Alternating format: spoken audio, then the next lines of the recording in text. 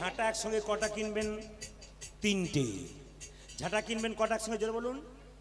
কি বার কিনবেন? বাহ, এ তো দেখছি মুখস্থ হয়েই আছে। শনিবার আসতে, খুব ভালো। শনিবার। ও মায়েরা, ঝাঁটা ক জায়গায় রাখবেন না? 3 জায়গায়। কি কি? এইদিকে ঠাকুর মন্দিরে ঝাঁটা রাখতে নেই, যেখানে রান্না করছেন সেখানে রাখতে নেই, আর শোবার ঘরে রাখতে নেই। রান্নাঘরে যখন চটি পরে রান্না করে, অনেক মেয়েরা দেখবেন চটি পরে রান্না করে, জিজ্ঞেস করে দিদি চটি পরে রান্না করছেন কেন? বলছে এটা রান্নাঘরের চটি। রান্নাঘরে বা চটি হয়? আপনার কথা বলে যায় আপনাদেরকে, যখন ভোজ খেতে যাবেন, ভোজ চেয়ার বেঞ্চিতে খাবেন, চটি পরে খান না? চটি পরে খান না? জোরে বলুন হ্যাঁ না?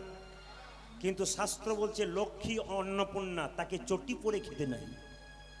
তাহলে বলবেন চটি খুলে রাখবো যদি লোকে নিয়ে পালিয়ে যায়?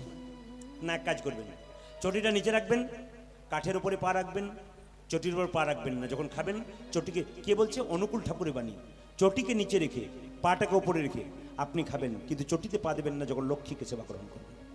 মায়েরা এই কথাগুলো মনে রাখবেন, তালি দিয়ে। আপনাদের প্রণামটা ভুল হয়, আপনাদের প্রণামটা ভুল হয়। দেব দেবীকে প্রণাম করবেন, মা কালী, মা মনসা, মা দুর্গা, প্রণামটা কোন দিকে হবে? ডান দিকে। আপনি লক্ষ্মীকে প্রণাম করছেন, সবাই সোজা করছেন, কিন্তু লক্ষ্মী মা এইদিকে বসে আছে। বাবা শিব দেখুন এইদিকে বসে আছে। শিবকে অনেকে সোজায় প্রণাম করছেন, যে সোজা করছেন সে ভুল করছেন। শিবকে প্রণাম করবেন সোজা করে, মানে ডান দিকে রেখে, আপনার ডান দিকে রেখে। এটা যদি কৃষ্ণ হয় তাহলে প্রণাম করবেন বাঁ দিকে রেখে, ভগবানকে প্রণাম করবেন বাঁ দিকে রেখে, দেবদেবীকে প্রণাম করবেন ডান দিকে রেখে, আর সাধুগুরু বৈষ্ণবকে প্রণাম করবেন সম্মুখে রেখে। তবে একটা কথা বলে রাখি মায়েরা, আপনাদের বাড়িতে গুরুদেব বাড়িতে আসে, তা গুরুকে প্রণাম করলে নাকি মুক্তি হয়ে যায়। আচ্ছা, আপনারা তো অনেক গুরুকে প্রণাম করেছেন, কজনের মুক্তি হয়েছে হাত তুলুন তো। যদি কারো মুক্তি হয়েছে মিথ্যে কথা বলবেন আপনারা হাত তুললে। কারো মুক্তি হয় নাই কেন? আপনাদের প্রণামটা ঠিক হয় নাই, প্রণামটা ঠিক হয় নাই। এই যে আপনাদের প্রণামটা ঠিক হয় নাই কেন বলে দিই, মন দিয়ে শুনবেন। আপনাদের প্রণাম কেন ঠিক হয় নাই? আগে দেখবেন টিভিতে, টিভি চলতো, ব্যাটারিতে চলতো না? জোরে বলুন হ্যাঁ না? তখন কামড়ি থাকতো দুটো, একটা প্লাস একটা মাইনাস। উল্টো পাল্টা হলে পিকচার টিউব, জোরে বলুন ফুস নাকি পিকচার টিউব। আচ্ছা, আপনার প্রণামটা উল্টো পাল্টা হয় কেমন? আপনি যখন প্রণাম করবেন, আপনার ডান হাতটা ওনার ডান পায়ে পড়বে, আপনার বাঁ হাতটা ওনার বাঁ পায়ে পড়বে। একবার ভেবে দেখুন তো, যখন কেউ দাঁড়িয়ে থাকে তাকে প্রণাম করেন, আপনার ডান হাতটা ওনার কোন পায়ে পড়ে? বাঁ পায়ে পড়ে। দেখবেন তাকিয়ে ভালো করে, বাঁ পায়ে পড়ে। আপনার বাঁ হাতটা ওনার কোন পায়ে পড়ে? ডান হাতে পড়ে। ওই জন্য আপনারা যখন প্রণাম করবেন, প্রণামটা কিভাবে করবেন? সুরে সুরে প্রণামটা কিভাবে করবেন? এইভাবে করবেন। প্রণামটা কিরকম? প্রণামটা করবেন এইভাবে, আপনারা প্রণাম করবেন এইভাবে। যদি এইভাবে কেউ প্রণামে করতে পারে, তবে তার প্রণামে পাকা হতে পারে। বাঁ হাতটা নিচে থাকবে, ডান হাতটা উপরে থাকবে। তবে ডান হাতটা ডান পায়ে যাবে, বাঁ হাতটা। কাল থেকে যদি কেউ উল্টো পাল্টা প্রণাম করেছেন, তার ঠকেছেন। আজ থেকে প্রণাম শিখে নিলেন তো কেমন করে প্রণাম করবেন। যে দাঁড়িয়ে থাকে, কৃষ্ণ দেখবেন দাঁড়িয়ে থাকে এইরকম করে, কৃষ্ণ বাঁকা হয়ে দাঁড়িয়ে থাকে। লোকে বলে কৃষ্ণ তুমি বোকা, বলে আমি বোকা নয় তোরা বোকা। বলে কেন তুমি বাঁকা? বলে আমি বাঁকা নয়, তোরা উল্টো বললে আমি আগে থেকে উল্টে দিয়েই আছি। ওই জন্য ভগবান আগে থেকে বাঁ পাটা কী করেছে, ডান পাটা আগে উল্টে দিয়ে বসে আছে। আপনারা প্রণাম করবেন কাল থেকে এই রকম করে, প্রণামটা আপনাদের সার্থক হবে। এইদিকে দিকে সুখী কারা হতে চান? যারা আচ্ছা যারা হাত তুললেন ধীরে, যারা হাত তুলেন তারা সুখী হতে চান, যারা হাত তুলেন তারা দুঃখী হতে চান। মায়েরা, এ জগতে যে যত সুখ পায় সে তত ভগবানকে ভোলে না আরো বেশি মনে করে? কোনটা মনে হয়? কোনটা মনে হয়? গাড়ি বাড়ি টাকা পয়সা ধন দৌলে ভগবানের প্রতি ভক্তি আসে না গাড়ি বাড়ি না থাকলে ভক্তি আসে? এবার কে কে হাত তুলছে একবার তুলুক তো, যে সুখী হতে যায়। কে কে হাত তুলবে না? তবু দু চারজন চুলেছে হিম্মত নিয়ে, যা হবে হবে আর কি। এই দিয়ে তাকাবেন মায়েরা। আসলে সুখের কথা একটু বলে দিই আপনাদের। বলছে দুঃখটা কেমন বলুন তো?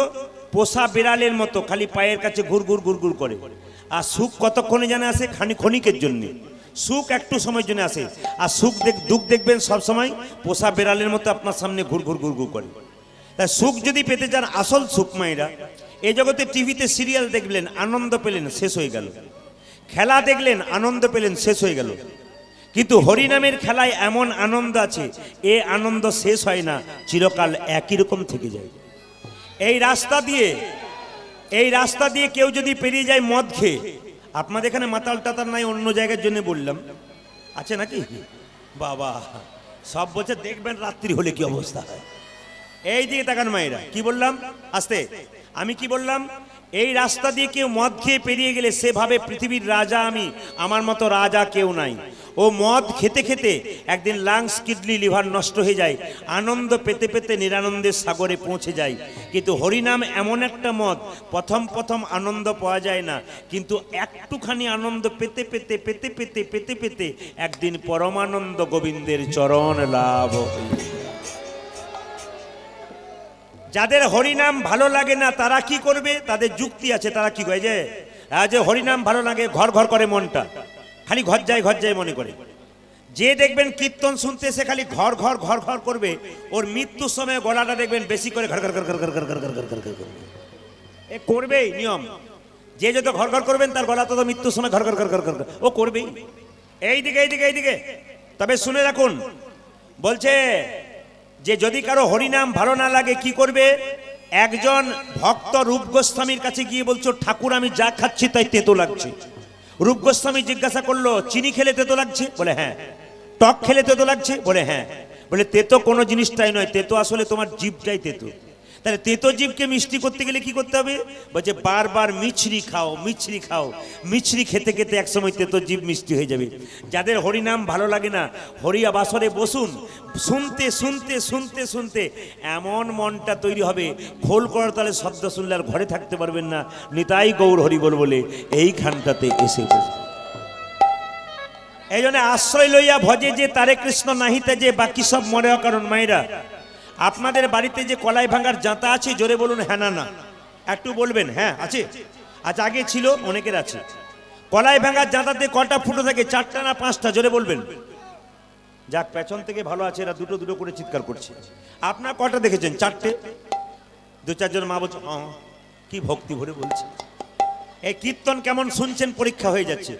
আচ্ছা কলাই ভাঙার জাঁতাতে কটা ফুটো থাকে? 2টো, একটা মাঝে একটা পাশে। মাঝের ছিদ্রতে কি বলা হয় মা? কাঠের গোঞ্জ। আর পাশের ছিদ্রতে কি বলা হয়? কলাইয়ের দানা। জাঁতাটাকে বন বন করে ঘুরিয়ে দিলেন, যখন জাঁতা তুলবেন তখন দেখবেন কিছু কিছু কলাইয়ের দানা ভেঙে গুড়ি গুড়ি হয়ে গেছে, আবার কিছু কিছু কলাইয়ের দানা অর্ধেকটা ভেঙেছে অর্ধেকটা ভাঙেনি, আবার কিছু কিছু কলাইয়ের দানা গোটাকে গোটা রয়ে যায়। বলুন তো কোন কলাইয়ের দানাগুলো গোটাকে গোটা রয়ে যায়? জাঁতার মাঝে যে গঞ্জ আর গঞ্জের চারিপাশে যে কলাইয়ের দানা, তারা কিন্তু গোটাকে গোটা রয়ে যায়। তত্ত্ব কি বলল? সংসার একটি জাঁতা, আমরা মানুষগুলো হলাম সব কলাইয়ের দানা। এই সংসার জাতাটা ঘুরছে, যে সমস্ত ভক্ত কলাইয়ের দানা সংসার জাতার মাঝে গঞ্জ নামক গুরুকে আশ্রয় করেছে আর গোবিন্দ ভজনা করছে, নিতাই গৌর হরিবল বলে, তারাই কিন্তু গোটা। ওই জন্য যারা গুরুমন্ত্র নাই তারা নিয়ে নেবেন। যতদিন না গুরুমন্ত্র নেবেন ততদিন তো আপনি যতই থালা থালা আপেল কলা মন্দিরে নিয়ে যান, ভগবান একটা গ্রহণ করবে না। আপনার বাড়িতে একজন বৈষ্ণব এসে প্রশ্ন করবে, মা দীক্ষা হয়েছে, তোমার হাতে জল খাবো।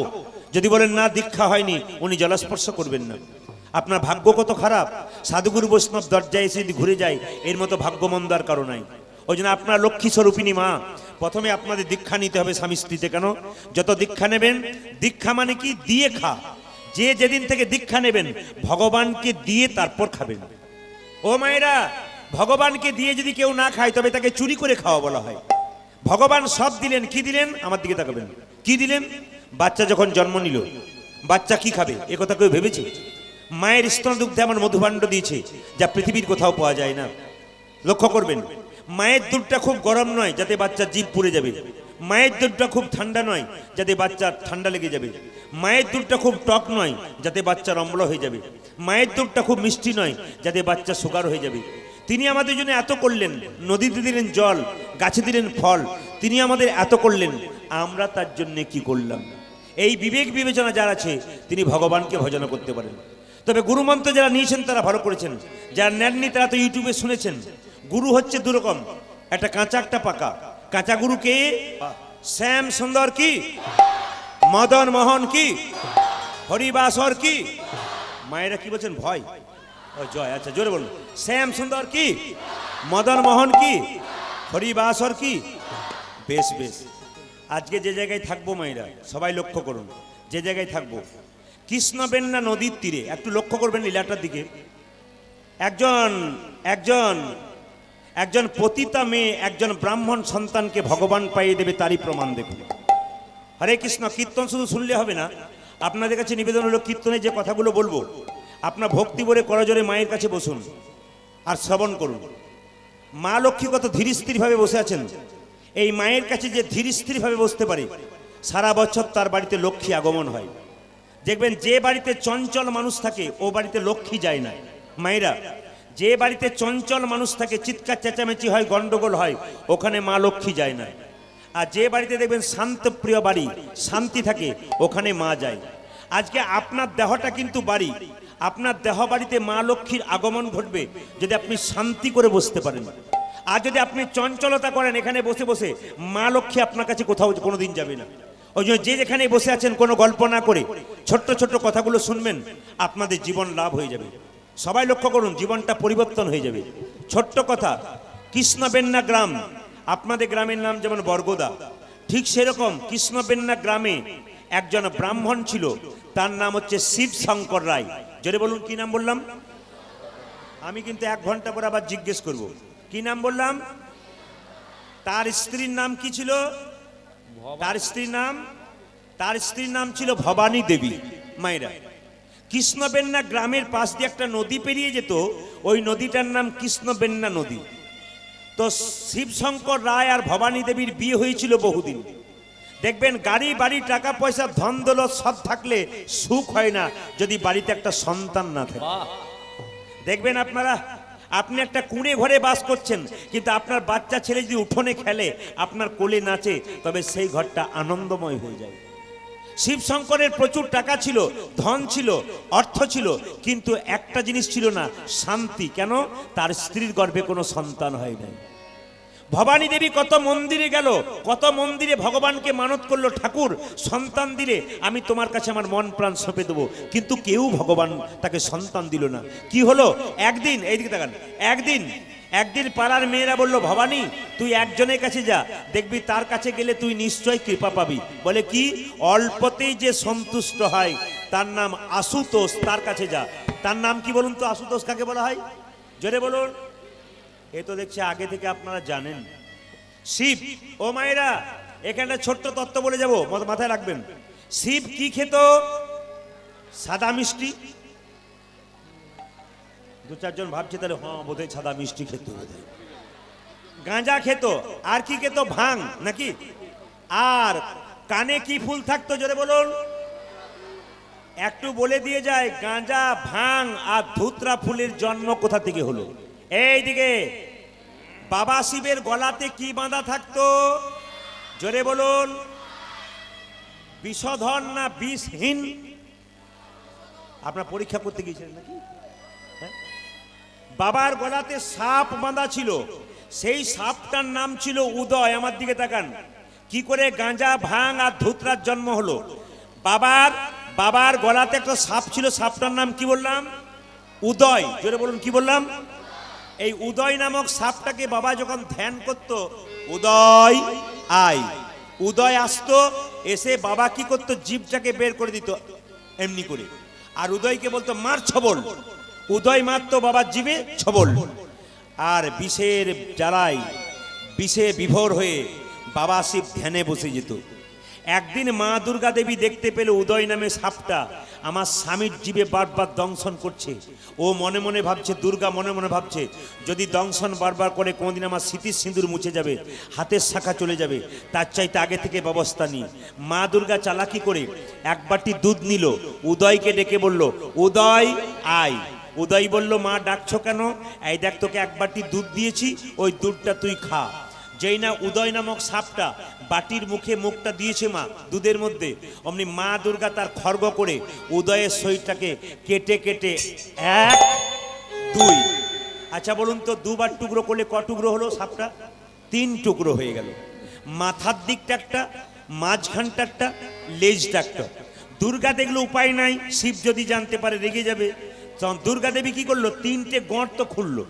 3টে গর্ত খুঁড়ে মাথাটা একদিকে ঢুকিয়ে দিল, আর মাঝখানটা একটা গর্তে ঢুকিয়ে দিল, আর লেজটা একটা গর্তে ঢুকিয়ে দিল।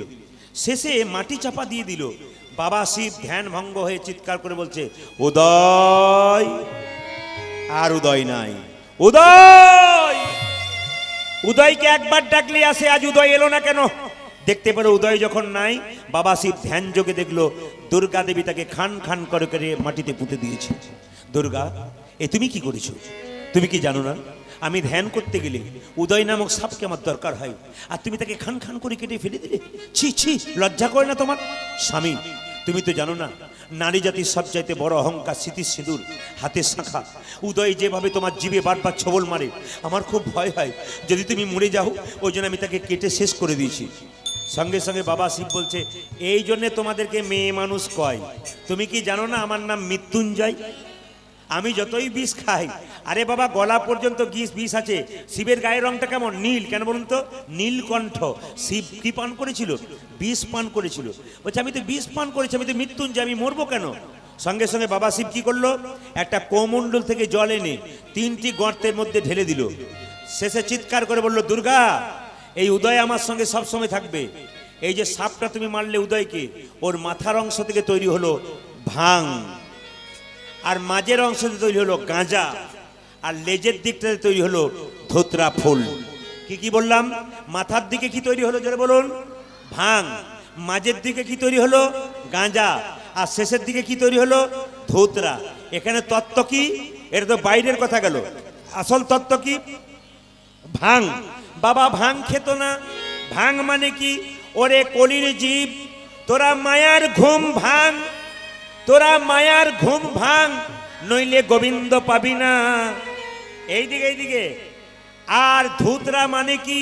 যখনই মায়ার ঘুম ভাঙবি তখন প্রেমের জল তোর চোখ দিয়ে বইবে, আর যেই না প্রেমের জল তোর চোখ দিয়ে বইবে, গাল বেয়ে মুখে পড়বে। ধু তোরা প্রেমের জল দিয়ে নিজেকে ধু তোরা, ওর থেকে হলো ধূতরা। আর গাঁজা মানে কি? গোবিন্দের নাম গা আর বৃন্দাবনে যা, এরই নাম হলো গাঁজা। কি বললাম? গোবিন্দের নাম গা আর বৃন্দাবনে যা, এরই নাম হলো গাঁজা। সবাই মিলে লক্ষ্য করুন যে জায়গাতে ছিলাম আমরা। আচ্ছা বলুন তো মায়েরা, বাবা শিব সংসার ছেড়ে, এইদিকে, বাবা শিব সংসার ছেড়ে শ্মশানে গেল কেন?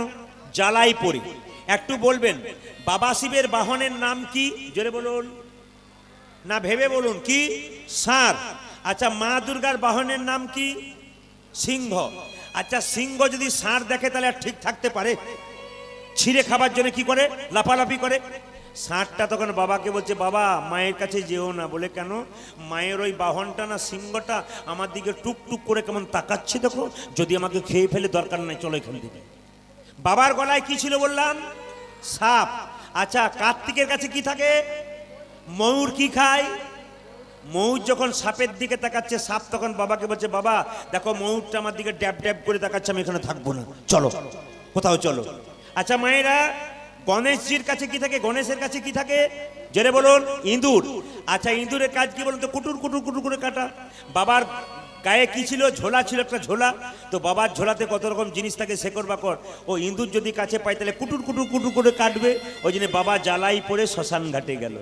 এখানে তত্ত্ব বলছে শ্মশান মানে সে শ্মশান নয়, এই শ্মশানের জায়গা আমাদের সবার জন্য। কেন বলুন তো? আপনি গাড়ি বাড়ি টাকা পয়সা যাই করুন না কেন, আপনার শেষ জায়গা হবে, জোরে বলুন, এটা কেউ বোঝে? আপনার শেষ জায়গা হবে শ্মশান। শ্মশান মানে কি? স্বস্থান। আসল জায়গা আমাদের শ্মশান। ও মায়েরা, যতই সুনো পাউডার মাখুন না কেন, এই দেহটা অপেক্ষা করছে কাকে নেবার জন্যে? শ্মশান। তাই আসুন, আজকে কৃষ্ণবেন্না নদীর তীরে বিল্লমঙ্গল জন্ম নেবে। বিল্লমঙ্গল লীলাটির নাম চিন্তামণি বিল্লমঙ্গল। জন্ম নেবে কিভাবে? ভবানী দেবী চলে গেলেন সোমবার দিন। মায়েরা, বাবা শিবের পুজো কোন দিন হয় জোরে বলুন? সোমবার। কেন? সেদিন বাবার মৃত্যুদিন না জন্মদিন? জোরে বলবেন। সেদিন বাবার জন্মদিন। আর সেদিন 3টি বেলপাতা নিয়ে, একটু গঙ্গা জল নিয়ে, ভবানী দেবী মাথায় কাপড়টা নিয়ে চিৎকার করে বলল, জয় বাবা ভোলানাথ, জয় বাবা ভোলা, ও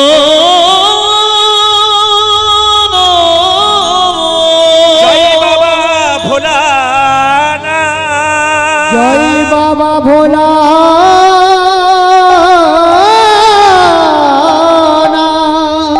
এইদিকে আপনাদের সবাইকে বলি, মা ভগবানকে ডাকবেন কিন্তু 5 মিনিট ডাকবেন, পাক্কা ডাকবেন।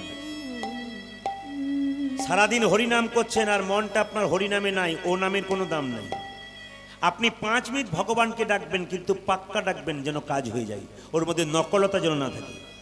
আপনি সাজবেন অনেক রকম আর ভগবানকে ডাকবেন না, লোককে দেখাবেন দেখ কেমন সেজেছি। এ সাজাতে হরিনাম করলে আপনার সাজা মানে শাস্তি হবে। এই জন্য আপনাদেরকে বলে রাখি, যতক্ষণ হরিনাম শুনবেন এক মনে একভাবে ভেতরে ঢুকিয়ে নিন কথাগুলো, জীবনে কাজে লেগে যাবে। ডাকার মতো ডাকতে হবে। ডাকার মধ্যে কি চাই? আকুলতা চাই, ব্যাকুলতা চাই। ভগবানকে পাবার জন্য যার মন আকুল ব্যাকুল করে সে ভগবানকে পায়। প্রমাণ কি? রামকৃষ্ণ ঠাকুর মা কালীকে বলতো মা খা, মা খা, মা খা। মা কালী রামকৃষ্ণ দেবের হাতে খেত। একজন শিষ্য জিজ্ঞাসা করছে, ঠাকুর তুমি যে বলো মা খা, মা খা, মা কি তোমার হাতে খায়? হ্যাঁ রে খায়। কই আমার হাতে যে খায় না? ঠাকুর বলল, ডাকার মতো ডাক, দেখবি তোর হাতে খাবে। বলছে আমি তো অনেক ডেকেছি, কই খাই না যে। ঠাকুর বলল, ওরে আকুলতা ব্যাকুলতা চাই। ছেলে বলল, ঠাকুর আমি তো বুঝতে পারলাম না কাকে আকুলতা ব্যাকুলতা বলে, তবে আয় আমার সঙ্গে। রামকৃষ্ণদেব ছেলেটাকে ধরে নিয়ে গিয়ে গঙ্গা জলে কিছুক্ষণ ডুবিয়ে রাখলো। যখন ওঠালো তখন বললো, হ্যাঁ রে, তোকে যখন জলের মধ্যে ডুবালাম তখন তোর ভেতরটা কেমন করছিল? ঠাকুর ভেতরটা আমার আকুপাকু করছিল, এই বুঝি আমার প্রাণটা বেরিয়ে যাবে। ওরে, ভগবানকে ডাকার সময় মন যদি তোর আকুপাকু করে তবে ভগবান কি আর না এসে থাকতে পারে? মায়েরা, আকুলতা। তবে একটা কথা বলে রাখি, যার মুখে সুগার আছে তার দেহে সুগার নাই। মানে যার মুখে মিষ্টি আছে তার গোবিন্দ আছে, তার সব আছে। আর যার মুখে মিষ্টি নাই তার কিছু নাই। কেন বলুন তো? রামকৃষ্ণ দেব বলেছে, তোর বাড়িতে কেউ যদি আসে তাকে দুটো মিষ্টি দিতে পারিস আর না পারিস, দুটো মিষ্টি কথা অন্তত বলিস। কি বললাম? আজ থেকে এই মেসেজটা ধরে রাখুন, কাল থেকে ব্যবহার করবেন। আপনার বাড়িতে কেউ চাইতে এলো, তাকে কিছু দিতে পারুন না পারুন, মুখের মিষ্টিটা দিন।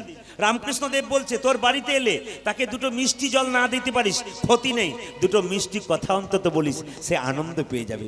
ও মায়েরা, আপনি 5টা মিষ্টি দিয়েছেন আর মুখটা বাংলার 5-এর মতো করে আছেন, তাহলে দেখবেন ওর ওটা বিষ খাওয়া মনে হবে। আর আপনার কাছে কিছু নয়, 1 গ্লাস সাদা জল দিয়েছেন কিন্তু মুখে একটা আনন্দময় হাসি দিয়েছেন, দেখবেন সাদা জলটা মনে হবে অমৃত খেলাম।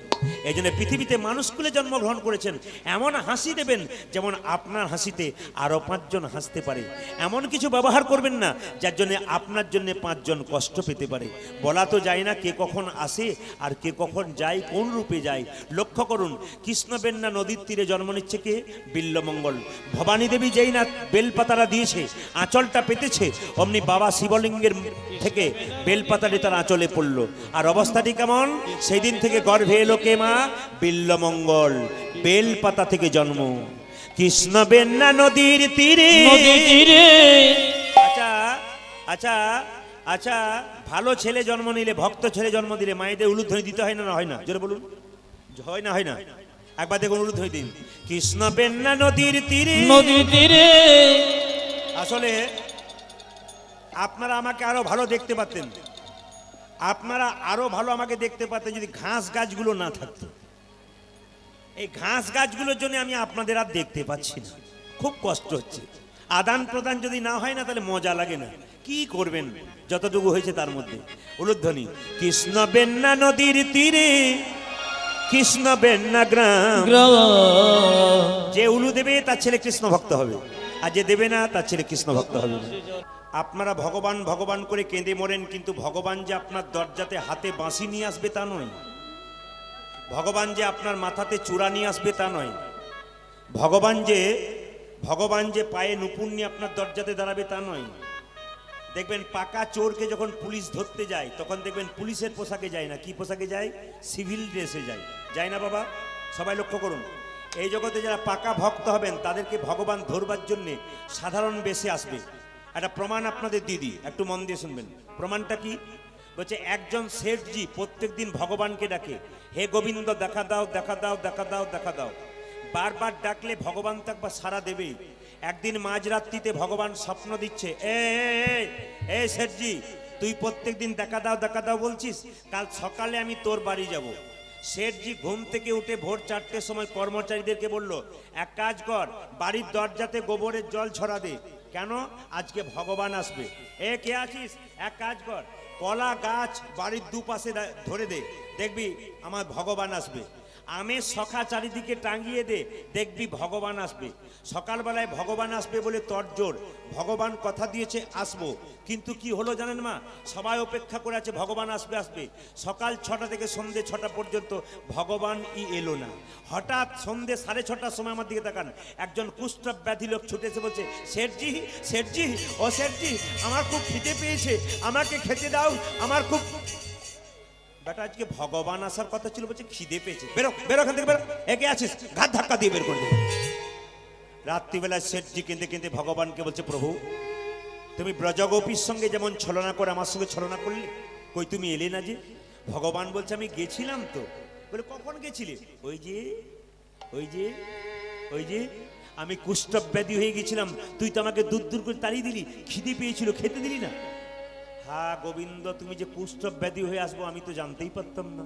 আরে বাবা আরেকবার আমাকে সুযোগ দাও, মানে শেঠজি ইংরেজি বলতে ভালোবাসতো, কি বলছে, গিভ মি ওয়ান চান্স, আমাকে একটা সুযোগ দাও। বলছে ঠিক আছে কালকে যাব। মায়েরা, শেঠজি সকালবেলায় ঘুম থেকে উঠে কর্মচারীদেরকে বললো, আজকে আবার ভগবান আসবে, তোরা এক কাজ করবি, যেখানে কুষ্ঠব্যাধি লোক দেখবি ধরে ধরে আনবি। মানে বুঝতে পেরেছো? বলছে কুষ্ঠব্যাধি লোক দেখলে ধরবি যেখানে পাবি। এখন সকাল থেকে সবাই বেরিয়ে গেছে কুষ্ঠব্যাধি লোক ধরবার জন্য মায়েরা, কিন্তু কুষ্ঠব্যাধি লোক আর পাচ্ছে না। সারা সন্ধে পেরিয়ে গেল, সকাল পেরিয়ে গেল, ভগবান এলো না। হঠাৎ সন্ধে 7টার সময় একজন এক বস্তা বই নিয়ে বাচ্চা ছেলে রূপে এসে বলছে, ও শেঠজি নামিয়ে দাও নামিয়ে দাও। বলে কেন? আর পারি না, এ ভারী সহ্য। কে আছিস ঘাত ধাক্কা দিয়ে বের কর। আজকে ভগবান আসবার কথা ছিল এরকম করে, আবার বেটা বইয়ের থলি নিয়ে এসেছে, আমাকে বলছে নামিয়ে দাও, বের করে দে। ভগবান চলে গেল। রাত্রিবেলায় শেঠজি কেঁদে কেঁদে বলছে, প্রভু তুমি এলে না। এসেছিলাম তো। কি করে এসেছিলে? ওই যে কাঁধে একটা ব্যাগ নিয়ে গেছিলাম, ওর ভেতরে শ্রীমদ্ ভাগবত গীতা ছিল, তোকে দিতে গিয়েছিলাম, তোর ভাগ্য মন্দ, তুই চিনেও চিনতে পারলি না, আমাকে দূর দূর করে তাড়িয়ে দিলি। শেঠজি বলছে, হে গোবিন্দ, তোমার তো ওরকম করে আসার কথা নয়, হাতে থাকবে বাঁশি, মাথায় থাকবে চূড়া, পায়ে থাকবে নুপুর, কই তুমি যে ওইভাবে এলে না। ভগবান তখন বলছে, ওরে ভক্ত, আমি যখন আসল ভক্তের কাছে যাই তখন হাতে বাঁশি, মাথায় চূড়া, পায়ে নুপুর নিয়ে যাই না, আমি সাধারণ বেশে নিতাই গৌর হরি বল বলি। ওই জন্যে আপনাদের কাছে নিবেদন রইল, একটা দামি কথা বলে যাই, এই দিয়ে তাকাবেন। আপনাদের বাড়িতে কেউ এলে, কোনো ভিখারি এলে, আপনি চিনতে পারবেন না কোন বেশে এসেছে, তাকে ভক্তি ভরে দেবেন। আপনি 1টা টাকা দেবেন, কিন্তু হাসি মুখে দেবেন। আপনার দরজায় যে চাইবে, হরে কৃষ্ণ মা ভিক্ষা দাও, আপনি যখন 1 টাকা দেবেন কি 2 টাকা দেবেন কি চাল দেবেন, আপনি জোরে বলবেন হরে কৃষ্ণ।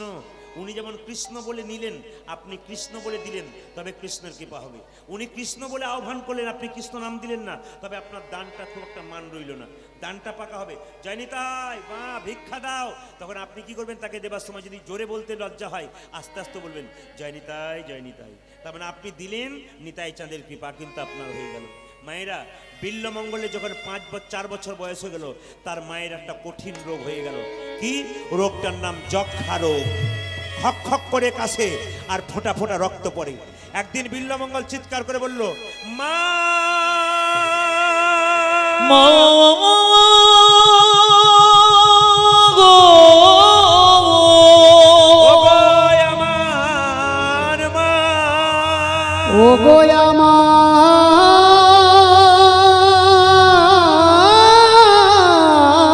মা।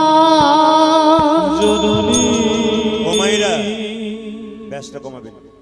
ও মায়েরা এইদিকে তাকাবেন, টোনটা বাড়ান, ব্যাসটা হালকা দিন। সবাই মিলে আমার দিকে তাকাবেন। বিল্লমঙ্গলে যখন 4 বছর বয়স হয়ে গেল, খক খক করে ফোঁটা ফোঁটা রক্ত মায়ের মুখ থেকে পড়ে। বিল্লমঙ্গল জিজ্ঞেস করে, মা তোমার মুখ থেকে ফোঁটা ফোঁটা রক্ত পড়ে কেন? মা বলছে, বাবা তুই বুঝবি না, ওটা হলো পরপারে যাবার নিমন্ত্রণ পত্র, আমি আর বাঁচবো না, বেশি দিন বাঁচবে না। তুমি কোথায় যাবে?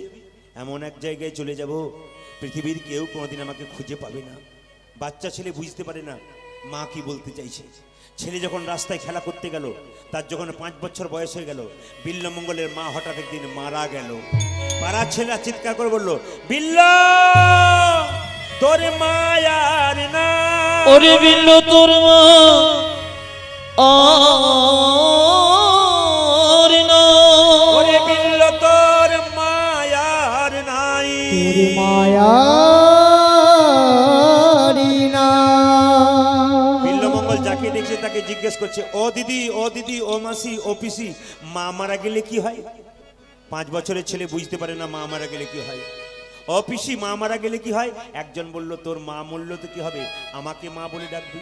আচ্ছা বলুন তো, 5 দিনের জন্য মা হওয়া কি সম্ভব? আসল মা চলে গেলে কি আর সেই মায়ের মতো ভালোবাসা কেউ দিতে পারে? ছেলেটার মা মরে গেছে বলে এরকম করে বলছে, আমাকে মা বলবি। একজন বলল, ওরে, পৃথিবী থেকে যেদিন মা চলে যায় সেদিন আপন লোকটি পৃথিবী থেকে চলে হরি যায়। বল, হরি বল। আপনার যে যেখানে দাঁড়িয়ে আছেন, হরে কৃষ্ণ, আপনার যে যেখানে বসে আছেন একটু করজোরে বসুন। আপনাদের কাছে নিবেদন রইল, আপনি কীর্তন শুনে কোনো আপনার লাভ হবে না যদি আপনি আসল জায়গাটা ঠিক রাখতে পারেন না। কি, এই পৃথিবীতে সংসারে মা বাবাকে যে কাঁদায় সে ভগবান কোনোদিন পায় না। কৃষ্ণ সুদামাকে বলেছিল, সুদামা, এই জগতে 3 রকমের গুরু আছে। প্রথম গুরু পিতামাতা, যার থেকে তুই জন্ম পেলি সেই তুই কাঁদে, তুই ভগবান পাবি না। অনেকে দেখবেন তিলকের মালা, তিলক নিয়ে, তুলসীর মালা নিয়ে রাস্তা দিয়ে চলে যায়, নামের ঝুলি নিয়ে হরিনাম করতে করতে, কিন্তু মা বাবা খাবার জন্য কেঁদে বেড়ায়, ও কোনোদিন ভগবান পাবে না। কে বলেছে? না, ভগবান কৃষ্ণ সুদামাকে বলেছে। যার বাড়িতে মা বাবা কাঁদে তার বাড়িতে ভগবান কোনোদিন যায় না। দ্বিতীয় গুরুকে, এইদিকে দ্বিতীয় গুরুকে ব্রাহ্মণ, যে আমাদের বেদকর্ম ক্রোধ ধর্ম শেখায়। আর তৃতীয় গুরুকে ভগবান নিজের মুখে বলেছেন, আমি তৃতীয় গুরু। কারো যদি পড়াশোনা না থাকে আমি তাকে শিক্ষা দিয়ে দিই। বলে কিরকম? এইদিকে, তেসাং সতত যুক্ত নাং ভজতাং প্রীতিপূর্বকং দদামি বুদ্ধি যোগং তং নমামি হরিপ্রিয়। তার মানে কি মায়েরা? এইদিকে তাকান। তার মানে কি? যদি কেউ আমার নামের সঙ্গে যুক্ত থাকে, চলতে ফিরতে খেতে শুতে আমার নাম করতে থাকে, ভজতাং প্রীতিপূর্বকং, আমাকে প্রীতির সঙ্গে ভালোবাসে, ভজনা করে, দদামি বুদ্ধি যোগং, আমি তাকে বুদ্ধি দান করি, তং নমামি হরিপ্রিয়ে, আমাকে না পাওয়া পর্যন্ত সব বুদ্ধি দান করি। মা জিনিসটা কেমন? হরে কৃষ্ণ, মায়ের মতো আপন পৃথিবীতে কেউ নাই। পেটে যখন বাচ্চা থাকে বাড়ির সবাই ঘুমোই, একজন ঘুমোয় না। কে বলুন তো, জোরে বলুন তো, কে? রাত্রিবেলায় কীর্তন শুনতে এসছেন, বাড়ি ফিরে যাবেন, বাড়ির সবাই ঘুমোচ্ছে, একজন ঘুমোচ্ছে না। কি করছে? দরজাটা খুলছে আর বেরোচ্ছে, তিনি হলেন মা।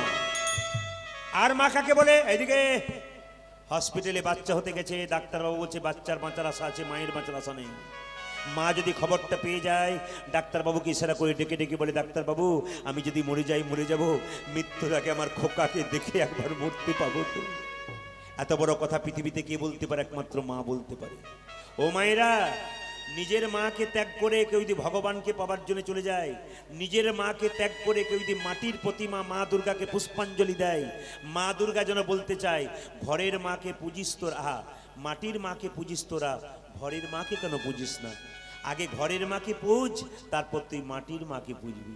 ও মায়েরা, পুষ্পাঞ্জলি দিচ্ছেন মা লক্ষ্মীর কাছে, পুষ্পাঞ্জলি দিচ্ছেন শিবের কাছে, পুষ্পাঞ্জলি দিচ্ছেন দুর্গার কাছে। দাদা ভাইরা সবাই শুনে রাখুন, ওই পুষ্পাঞ্জলি সার্থক হবে তখন যতক্ষণ আপনি নিজের বাবা মাকে দেবেন। অনেকেই দেখবেন অপরাধ দেবেন, আপনাদের মেদিনীপুরে কথা বলছি না, অনেক জায়গাতে আছে। কিরকম বলুন তো? সারা জীবন বাবা মাকে খেতে দিল না, বাবা মা যখন মরে গেল বিরাট বড় প্যান্ডেল করে 2000 লোককে খাওয়াতে লাগলো, লোককে দেখাতে লাগলো, দেখো আমার কত টাকা আছে, আমি বাবা মায়ের সাধ্য কেমন করলাম। আসলে জীবিত থাকাকালীন যে বাবা মাকে দিল না, তার বিরাট বড় 2000 লোককে নিমন্ত্রণ করে খাওয়ালে সেই খাওয়ার কোনো দাম থাকে না। আগে জীবিত অবস্থায় দিন, আগে জীবিত অবস্থায় দিন, তারপর ওখানে দেবেন, তবে লাভ হবে। ও মায়েরা, গয়াতে পিণ্ড দিয়ে কোনো লাভ হবে না যদি জীবিত অবস্থায় বাবা মাকে না দিতে পারেন। সবচাইতে লজ্জার ব্যাপার কি জানেন? একটা বাচ্চা মায়ের গর্ভে 10 মাস 10 দিন থাকতে পারে, কিন্তু সেই বাচ্চা বড় হয়ে কলকাতায় ফ্ল্যাট কিনলে সেখানে মা বাবার 10 দিনের জন্য জায়গা হয় না। এর চাইতে লজ্জার ব্যাপার কি হতে পারে? বিল্লমঙ্গল ছুটছে, একটু বলবেন আপনারা, বাচ্চা ছেলের মা মারা গেলে বাবা তাকে মানুষ করতে পারে না? পারে না? জোরে বলুন। পারে না। বাবা মরে গেলে যেমন মা দেখবেন টেনে হিচড়ে বাচ্চাকে মানুষ করে দেয়, কিন্তু ছেলে যদি মা মরে যায় ও দেখবেন বাবা তাকে সোজা করতে পারে না। কেন পারে না? তার একটা দোষ আছে, বাবার দোষ নয়, সমাজের দোষ। দেখবেন কারো যদি মা মারা যায়, কোনো বাচ্চা ছেলে, তার বাবা যদি তাকে শাসন করে, লোকে কি বলে, এই তোমার লজ্জা করে না? বাচ্চাটা মা মরে গেল আর তুমি মারছো কেমন? কেমন বাবা তুমি? পছন্দ বাবা। কিন্তু বলুন তো, কোনো ছেলে বাবা মারা যায়, তার মা যদি বারবার ছেলেকে মারে পড়াশোনার জন্য, লোকে কি বলে? ভালো করছে, বাবাটা মরেছে আর মাটা ঠিক শাসন করছে, নইলে মানুষ হবে। এই দিকে দেখাবেন, শিব শঙ্কর ছোট থেকে কি করলো? ছেলেকে মারতে গেল, পাড়ার লোক বললো, শিব শঙ্কর তোমার মানবিকতা নাই, তোমার বিবেক নাই, তুমি ছেলেকে মারছো, তোমার লজ্জা করে না? এখন শিব শঙ্কর মনে মনে ভাবলো, তাহলে লোকে পাচ্ছে কিছু বলে তার জন্য মারতে পারলো না। একটা কথা জেনে রাখুন মায়েরা, বাচ্চা ছেলের মন কচি মাছের মতো। হরে কৃষ্ণ। বাচ্চা ছেলের মন কেমন? কচি বাঁশের মতো, যেদিকে বাঁকাবেন সেদিকে বাঁকবে, বাঁশ মোটা হলে আর বাঁকবে না। ওই জন্য চাণক্যদেব একটা কথা বলেছেন, এদিকে তাকাবেন, চাণক্যদেব একটা কথা বলেছেন, ছেলেকে যদি শিক্ষা দেবেন তবে 5 বছর পর্যন্ত কোনো দোষ ধরবেন না। মায়েরা যারা কীর্তন শুনতে এসছেন, বাচ্চার 5 বছর পর্যন্ত কোনো দোষ ধরবেন না। 5 থেকে 15 পর্যন্ত ছেলে মেয়েকে শাসনের চোখে রাখবেন। আর ছেলে মেয়ের বয়স যখন 16 পেরিয়ে যাবে তখন তাকে বন্ধুর মতো ব্যবহার করবেন, নইলে ছেলে মেয়ে বিগড়ে যাবে। কি বললাম? 5 বছর পর্যন্ত ছেলের কোনো দোষ ধরবে না, খেলবে পড়বে ভাঙবে কিচ্ছু বলবেন না। ছেলে যখন 6 বছর বয়স হয়ে যাবে, মায়েরা বাবারা শুনে রাখুন, ভালো বাচ্চা জন্ম নিতে গেলে, ভালো বাচ্চা পেতে গেলে এই কাজটা করতে হবে। কে বলেছে? চাণক্য পণ্ডিত বলেছেন। 6 বছর বয়সের পর থেকে ছেলে মেয়েকে লাল চোখ দেখান, শাসনের চোখে রাখান, নইলে কিন্তু ছেলে মেয়ে বিগড়ে যাবে। যখনই ছেলে মেয়ের বয়স 15-16 পেরিয়ে যাবে, মা বাবা তার সঙ্গে বন্ধুর মতো ব্যবহার করবে, নইলে ছেলে মেয়ে বিগড়ে যাবে। এই কাজটা করতে পারলে আপনাদের লাভ আছে মায়েরা। তবে একটা কথা বলে যাই, একবার জোরে বলুন, রাধা রানী কি, শ্যাম সুন্দর কি, জয়। মদন মোহন কি। না, যত রাত্রি বেরোচ্ছে পাওয়ারটা কমছে কেন? শ্যাম সুন্দর কি, মদন মোহন কি, হরিবাসর কি, সাধুগুরু বৈষ্ণব কি, গৌর ভক্তবৃন্দ কি, এই গ্রামের লক্ষ্মী কমিটি কি, প্রেম সে নিতাই গৌর হরি হরি। ও মায়েরা, বিল্লমঙ্গলের বাবা তাকে শাসন করতে পারলো না। আস্তে আস্তে যখন ছেলে বড় হয়ে গেল, তখন লক্ষ্য করুন পাড়া কতগুলো অসৎ ছেলের সঙ্গে মেলামেশা করলো। একদিন কয়েকটা ছেলে বলল, বিল্লমঙ্গল, নদীর কৃষ্ণবেন্না নদীর ওপর একটা পতিতা মেয়ে এসেছে, ওর নাম চিন্তামণি, ও দেখতে খুব সুন্দর, চল একবার দেখতে যাবি। মায়েরা, ওই বিল্লমঙ্গল 20 বছর বয়স, তার বন্ধুদের সঙ্গে কৃষ্ণবেন্না নদীর ওপারে যখনই চিন্তামণিকে দেখলো, ওই চিন্তামণির রূপে আকৃষ্ট হয়ে বিল্লমঙ্গল চিন্তামণির প্রেমে পড়ে গেল। যারা যারা কীর্তন শুনতে এসছেন মন দিয়ে তারা শুনে রাখুন, চিন্তামণি পতিতা মেয়ে ছিল না। এইদিকে মায়েরা, চিন্তামণিকে সবাই পতিতা মনে করেন, কিন্তু চিন্তামণি পতিতা মেয়ে ছিল না। আমার কথাগুলো একটা একটা করে শুনবেন। নমস্কার। যদিও কীর্তন চলাকালীন মানে আমাদের এই অনুষ্ঠানটা করা উচিত নয়, তবুও বিশেষ কারণবশত মঞ্চে আসতে হয়েছে। সুদূর একটু আগে প্রদীপবাবু যে ব্যাখ্যাটা দিয়েছেন মা বাবার মূল্যায়ন, বাস্তবিক আমরা সমাজ ব্যবস্থায় আজকে মা বাবার মূল্য প্রদীপবাবুর কীর্তনে ব্যাখ্যা করেছেন। কখনো বৃদ্ধাশ্রম, কখনো অন্য কোথায় আশ্রয় কাটাতে হয়, সে জায়গায় আমি ব্যাখ্যা করব না, প্রদীপবাবুই বলেছেন।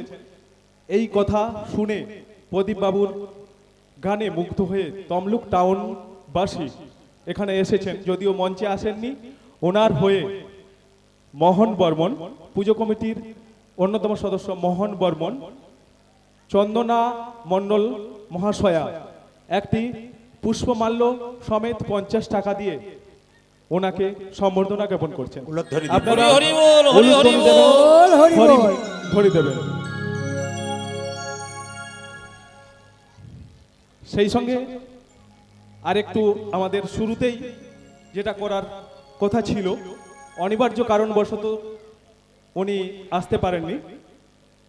আমরা আজকের এই মূল মঞ্চে স্বর্গীয় তারাপদ বর্মন মহাশয়ের স্মৃতির উদ্দেশ্যে মঞ্চে যে কীর্তন পরিবেশন করছেন সম্মানীয় প্রদীপাল মহোদয়, বীরভূম থেকে আগত, এনাকে আমরা আমাদের প্রচুর সাধনা আমরা এক চান্সেই কল করে পেয়েছিলাম।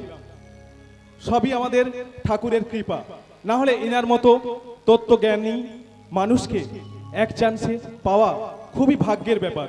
সেই ভাগ্য যিনি অর্জন করে দিয়েছিলেন সম্মানীয় আমাদের সব থেকে কাছের প্রিয়জন, আমাদের অন্যতম সদস্য অর্পণ জালি মহোদয়।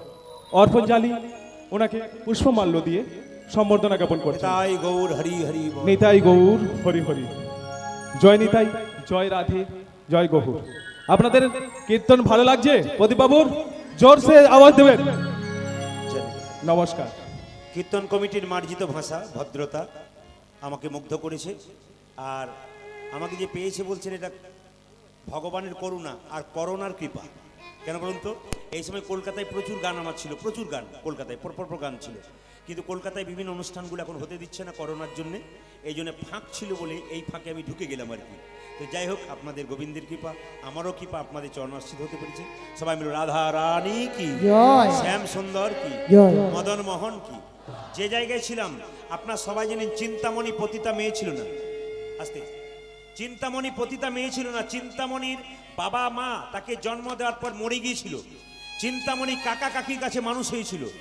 একদিন সে যখন যৌবনবতী হয়ে গেল তখন তার কাকা কাকিমা মরে গেল, আর যখনই মরে গেল তখন গ্রামের জমিদার তার কুনজরটা ওই চিন্তামণির দিকে পড়ল। গ্রামের জমিদার লোককে বলল, ধরে নিয়ে আয় আমার বাগান বাড়িতে ওই মেয়েটাকে। চিন্তামণি মনে মনে ভাবলো, জমিদারের লালসার লোভে আমি কেন যাব? যদি যেতে হয় তবে কৃষ্ণবেন্না নদীর জলে আমি ঝাঁপ দিতে যাব। আত্মহত্যা করবে বলে যখন ছোট্ট মেয়েটা, 16 বছরের মেয়েটা জলে ঝাঁপ দিতে গেছে, ওইখানে কতগুলো পতিতা মেয়ে ছিল, পতিতালয় ছিল। ওই পতিতা মেয়েরা স্নান করতে এসে দেখলো কে যেন জলে ঝাঁপিয়ে পড়লো, চিৎকার করে বললো, কে তুই? যেই না ধরলো চিন্তামণিকে, কি নাম তোর? আমার নাম চিন্তামণি। মরতে যাস কেন? হয় ছেড়ে দাও, পৃথিবীতে আমার কেউ নাই। পতিতা মেয়েরা কেঁদে কেঁদে বলল, তোর যদি কেউ নাই, আমরা একজনকে পেলাম, আমাদের কোনো ছেলে মেয়ে নাই। ওরে চিন্তা, তোকে আমাদের ঘরে নিয়ে যাব পতিতালয়ে, তুই পতিতালয়ে বাস করবি, কিন্তু তোকে কোনো মানুষ, কোনো পুরুষ তোকে ছোঁয়া দিতে পারবে না, তোর কোনো পুরুষ তোকে দাগ দিতে পারবে না কলঙ্কের। তুই পতিতালয়ে থাকবি, কিন্তু তোর চরিত্র থাকবে পবিত্র। ওই যে চিন্তামণির চরিত্র পবিত্র ছিল বাবা, ওই জন্য ভগবানকে পেয়েছিল। আর চিন্তামণির চরিত্র পবিত্র ছিল বলে বিল্লমঙ্গলের মতো ব্রাহ্মণকে সে লাভ করেছিল। এই যে বিল্লমঙ্গলের সঙ্গে চিন্তামণি প্রেম হয়ে গেল, আপনার সবাই লক্ষ্য করুন। যে জায়গায় ছিলাম সেই জায়গা থেকে দূরে সরে যাব। আজকে কি পুজো উপলক্ষে কীর্তন জোরে বলুন? যে ঘুমাচ্ছে সে বলুন। আপনারা কি ভাবছেন আমি দেখতে পাই না নাকি? আরে লক্ষ্মী পুজো উপলক্ষে। আচ্ছা মায়েরা, লক্ষ্মী পুজো কি বার করেন? শনিবার। আচ্ছা, আমাদের দিকে শনিবার করবে, সব জায়গায় সমান। আচ্ছা, লক্ষ্মী পুজোর সময় আপনারা কি বলেন? এসো মা লক্ষ্মী, জোরে বলুন। এসো মা লক্ষ্মী, বসো মা ঘরে, আমার ঘরে থাকো মা অন্ধকার করে। অন্ধকার করে না, আলো করে। আচ্ছা আচ্ছা, আমার ঘরে থাকো মা আলো করে। আচ্ছা, এই দিকে দেখান, লক্ষ্মী পুজোতে পাকা কলা দেন? জোরে বলুন হ্যাঁ না না দেন। আমার কীর্তন শোনার পর 2-4 জন না বলছে, বাকি সব বলছে দি, না দেওয়া নয়, তবে তোমার শুনেছি দিতে নাই। এইদিকে মায়েরা, লক্ষ্মী পুজোর ফর্দতে কোনো ব্রাহ্মণ কোনোদিন পাকা কলা দেখাতে পারবে না। লক্ষ্মী পুজোর ফর্দতে কোনোদিন কলা লেখা থাকে না। যদি কেউ দেখাতে পারবে না, যিনি পণ্ডিত ব্রাহ্মণ তিনি তর্ক করেন না, তিনি জানেন লক্ষ্মী পুজোর ফর্দতে একার কলা লেখা থাকে না, কয়ৌকার একার কোলা। কোলা মানে কি? তালের আঁটি, তালের অঙ্কুর, তালের শাঁস। কোজাগরী পূর্ণিমার সময় দেখবেন ওই তালের আঁটি অঙ্কুর পাওয়া যায় না, জোরে বলুন। ওই সময় কিন্তু কোলা লাগে, তবে হ্যাঁ কলা লাগে না। কলা লাগে না কেন? লক্ষ্মীর স্তন যুগল থেকে কলা সৃষ্টি হয়েছে, ওই জন্য লক্ষ্মী পুজোয় কোনোদিন কলা লাগে না।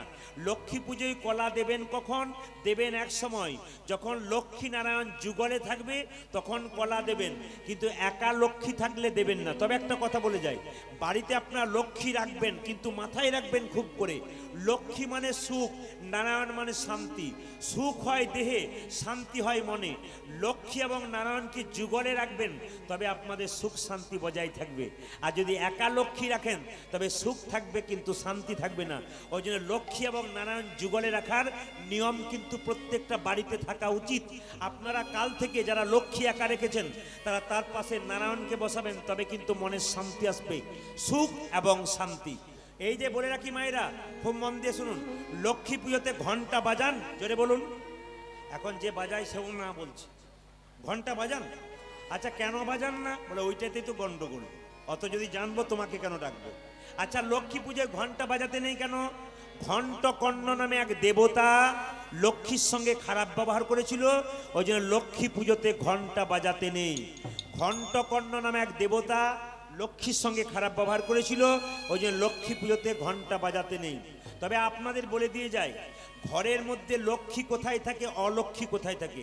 মায়েরা বলেন না, লক্ষ্মী আয় আর অলক্ষ্মী যা, বলেন না? কোন দিন বলেন? যেদিন কোজাগরী পূর্ণিমার পুজো থাকে, দুর্গা পুজোর পর। কোজাগরী মানে কি? কোজাগরী, যে সারা রাত্রি জেগে থাকে তার বাড়িতে লক্ষ্মীর আসা যাওয়া হয়, আর অলক্ষ্মী ঘর থেকে বেরিয়ে যায়। যে জেগে থাকে তার চুরি হবার ভয় নাই। কোন চুরি? জেগে থাকে মানে কুলকুণ্ডলিনী শক্তিকে যে জাগাতে পারবে তার বাড়িতে গোবিন্দ কিন্তু সবসময় আসা যাওয়া করবে। আর যার কুলকুণ্ডলিনী শক্তি জাগেনি, যে ঘুমিয়ে আছে, সে কিন্তু কোনোদিন গোবিন্দ পাবে না। একটা দেহতত্ত্বের সঙ্গে তত্ত্বগুলো প্রত্যেকটা মিল আছে। একটু মন দিয়ে শুনবেন মায়েরা, এই যে লক্ষ্মী পুজোতে আপনার বাড়িতে লক্ষ্মীকে রাখেন কোথায়? সিংহাসনে। তাহলে সিংহাসনে লক্ষ্মী থাকে, অলক্ষ্মী কিন্তু বাড়িতে থাকে। একটু বলে দিই আপনাদের বাড়িতে কোথায় কোথায় অলক্ষ্মী থাকে। বলবো না, পরে একবার আসবো তখন বলে দিয়ে যাবো। আজকেই বলবো? আচ্ছা আচ্ছা, আর একদিন এসে বলে দিলে হতো না? আজকে বলবো। আচ্ছা, এই দিয়ে দেখেন অলক্ষ্মী কোথায় থাকে? বাড়ির অন্ধকারময় জায়গাতে অলক্ষ্মী থাকে। কিরকম? যে প্রদীপটা আপনি জ্বালিয়েছেন সেই প্রদীপের নিচে যে অন্ধকার, ওখানে অলক্ষ্মী বাস করে। জায়গাগুলো লক্ষ্য করবেন, এগুলো জ্যোতিষশাস্ত্রের কথা। কি? যেখানে প্রদীপ জ্বালিয়েছেন প্রদীপের নিচে যে অন্ধকার, ওখানে অলক্ষ্মী থাকে। আর অলক্ষ্মী কোথায় থাকে? বাড়ির ছপ্পর খাটের নিচে যে অন্ধকার, ওখানে অলক্ষ্মী। বাড়ির তক্তার নিচে যে অন্ধকার, ওখানে অলক্ষ্মী। প্রশ্ন করবেন, বাবা প্রদীপ, অলক্ষ্মীকে তাড়াতে গেলে কোনো উপায় আছে? আমি একটা একটা করে উপায়গুলো বলবো, আপনারা ব্যবহার করবেন, জীবন সুন্দর হবে। যদি কারো না হয় আমাকে ফোন করে বলবেন তুমি কথাগুলো বলে গেলে, ভুল বলে গেলে। এগুলো শাস্ত্রের কথা, জেনে নিন। বাড়িতে সপ্তাহে 2 দিন 2 কাজ করবেন, আপনার বাড়িতে অলক্ষ্মী থাকার চান্স নাই। জ্যোতিষশাস্ত্র বলল, আমি বলি নাই। কি বলছে? বলছে মঙ্গলবার দিন 1 বালতি জল নেবেন, 1 বালতি জল নেবেন, একটু দোকান থেকে লবণ কিনে আনবেন। সেই লবণ মাখা জল বাড়ির চারিদিকে ভেতর থেকে বাইরে পর্যন্ত ধুয়ে মুছে পরিষ্কার করবেন। দেখবেন অলক্ষ্মী লবণ মাখা জলে পা দিতে পারে না, ও কিন্তু ঝরঝর করে ঘর থেকে বেরিয়ে যায়। আর কি করবেন? বৃহস্পতিবার দিন আপনি 1 বালতি জল নেবেন, একটু কর্পূর নেবেন, ওই কর্পূর মাখানো জলটা বাড়ির চারিদিকে ধুয়ে মুছে পরিষ্কার করবেন। দেখবেন আপনার বাড়িতে অলক্ষ্মী কোনো মতে আসতে পারবে না। আপনি ডেটল জল দিয়ে বাড়ি ধোন, আপনি সেভলন জল দিয়ে বাড়ি ধোন, আপনারা লাইজল দিয়ে অনেক কিছু করেন, কিন্তু জেনে রাখুন যদি এই জিনিসটা দিয়ে করতে পারেন তবে লাভ আছে। আমি অনেকগুলো লাভের কথা আজকে একটা একটা করে বলে যাব। মায়েরা দেখবেন যশোমতীর কৃষ্ণ যখন গোচারণে যেত, যশোমতীর কৃষ্ণ যখন পুতনাকে বধ করত, তখন যশোমতী কি করত? কৃষ্ণকে একটা জিনিস দিত, এই জন্য কৃষ্ণের কোনো বিপদ হতো না। মায়েদের বাচ্চাদের কোনো বিপদ হবে না।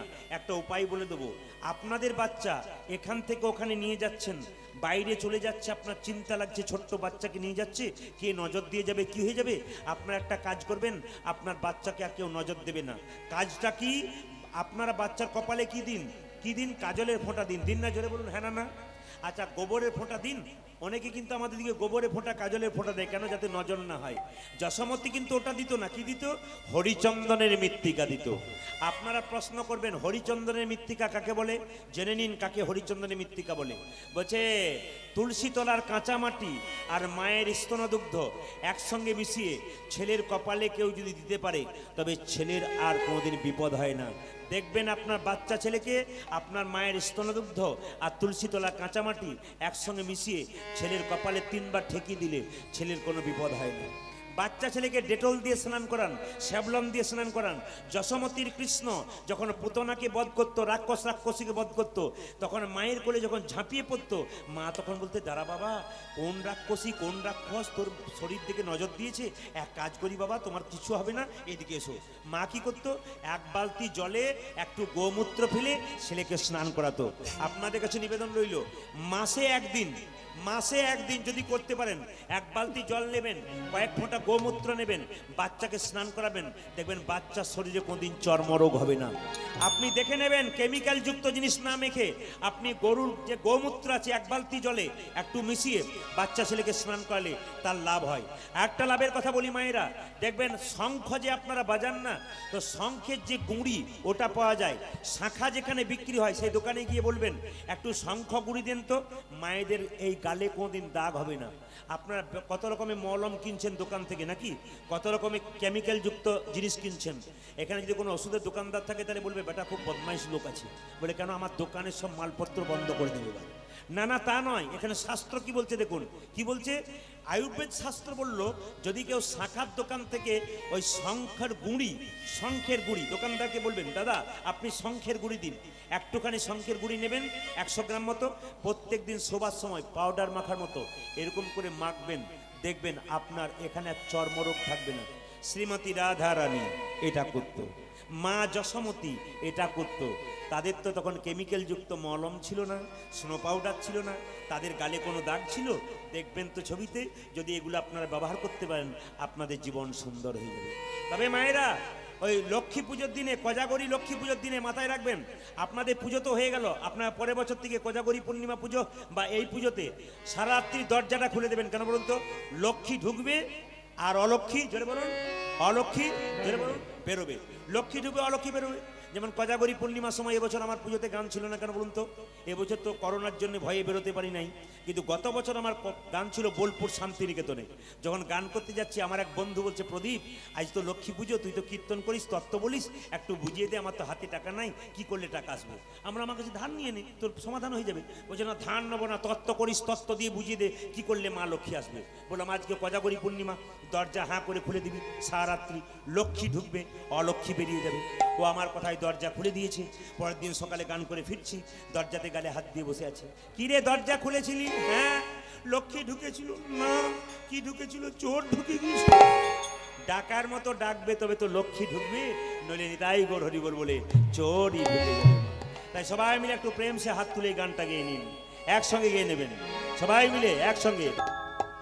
চিন্তার সঙ্গে বিল্লা মঙ্গলের প্রেমটা যখন পাকা হয়ে গেল, পাড়ার লোকেরা ছুটে গিয়ে শিব শঙ্করকে বলল, ঠাকুর তোমার ওই ছেলেটার দিকে, এই যে এই যে এই যে, ও শিব শঙ্কর, তোমার ছেলেটার দিকে নজর দিয়েছো? তোমার ছেলেটা পতিতা মেয়ে চিন্তামণির কাছে গায়ে। দেখো বাবু, যাওয়া আসা বন্ধ করো, নয় তোমার ছেলের একদিন কি আমাদের একদিন, তোমার ছেলেকে আর তোমাকে গ্রাম ছাড়া করে দেবো। মায়েরা, বাবার কাছে যদি ছেলের নামে কোনো কথা যায়, বাবার কষ্ট লাগে না? এই দিদা গান, বাবা ডেকে বলো, এ খোকা, এই এই বিল্লমঙ্গল এদিকে। বলে কি, তুই নাকি পতিতা মেয়েটার কাছে যাস? বাবা, ওই পতিতা মেয়েটার কাছে তুই যাস না। তুই যদি যাস না, গ্রামের লোক আমাকে তোকে গ্রাম থেকে তাড়িয়ে দেবে। তুই বড় হয়েছিস, ব্রাহ্মণের সন্তান, বেদ মন্ত্র পাঠ কর, গায়ত্রী মন্ত্র জপ কর, ভগবানের পুজো কর। বাবা তোর এই কথা বলতে বলতে একদিন তার বাবা শেষ হয়ে গেল। আপনাদের কাছে নিবেদন, জন্ম নিলে মরতে হয়, একটু বলবেন তো আপনারা। আমরা মরবো, উনি মরলেন, আপনারা মরবেন। মৃত্যুর সময় দেহটা মরে না আত্মাটা মরে? জোরে বলবেন না, না একটু জোরে বলবেন। দেহ মরে না আত্মা মরে? আচ্ছা, তার প্রমাণটা কি যে দেহ মরে না আত্মা মরে? বলছে, বাসাংসি জিন্নানি যথা বিহায় নবানি ঘিন্নাতি নরহ পরাণী তথা শরীরানি বিহায় জিন্নান্নানি সংজাতি নবানি দেহি। মানে কি মা, যে কাপড়টা আপনারা পরেছেন ওটা পুরনো হলে কি করবেন? নতুন কাপড় পরবেন। আমি যে কাপড়টা পরে কীর্তন করছি, ওটা পুরনো হলে কি করবো? নতুন কাপড় পরবো। আত্মা কি করে? পুরনো দেহ ত্যাগ করে নতুন দেহে চলে যায়। আপনার প্রশ্ন করবেন, প্রদীপবাবু আপনি যখন মরে যাবেন আপনার আত্মা কোথায় যাবে? আপনারা যখন মরে যাবেন আপনার আত্মা কোথায় যাবে? শাস্ত্র কি বলল? মানুষকুলে জন্মগ্রহণ করে যে পশুর মতো কর্ম করে, মরে যাবার পর তার পশুকুলে জন্ম হয়। এই যে মানুষকুলে জন্মগ্রহণ করে যারা মারামারি করে বেড়ায়, পশুর মতো কর্ম করে, মদ খেয়ে রাস্তায় পড়ে থাকে, এদের জন্মটা পরের বারে পশুকুলে জন্ম হবে। আর মানুষকুলে জন্মগ্রহণ করে যে মানুষের মতো কর্ম করবে, তার পরের জন্মে আবার মানুষকুলে জন্ম হবে। আর মানুষকুলে জন্মগ্রহণ করে কেউ যদি মহাপুরুষের মতো কর্ম করে, তবে তার দ্বিতীয় জন্ম হয় না, গোবিন্দ চরণ প্রাপ্তি হয়। প্রশ্ন করবেন কি করে? ও মাইরা, জন্ম একবার পেয়েছেন, পরের জন্মে কি হবেন বলা যায় না। কর্মটা ভালো করুন যেন আপনাদের জন্মটা ভালো হয়। একটু আপনাদের বলে রাখি, জন্ম হোক যথাতথা, কর্ম হোক, জোরে বলুন, জোরে জোরে বলুন, কর্ম হোক ভালো। এই দিয়ে তাকাবেন, মহাভারতের সবচাইতে বড় অস্ত্রগুরু, তার নাম কি? দ্রোণাচার্য। তার জন্মের কথা শুনলে আপনারা ছিছি করবেন। ও মায়েরা, দ্রোণাচার্যের জন্মের কথা শুনলে ছিছি করবেন। কেন বলুন তো? দ্রোণাচার্য ছিল সবচাইতে বড় ধর্মগুরু, অস্ত্রগুরু, কিন্তু তার মা ছিল স্বর্গের বড় বেশ্যা, তার নাম গীতাচি। সে কর্মের দ্বারা দেখিয়ে দিল, আমার জন্মটার দিকে তাকিও না, আমার কর্মের দিকে তাকিয়ে দেখো আমি কি করলাম। কাজী নজরুল ইসলাম মুসলমানের ছেলে হতে পারে, চায়ের দোকানে কাজ করতে পারে, এমন কর্ম করলেন যার জন্য তার ছবিটা আপনাদের দেওয়ালে টাঙানো আছে।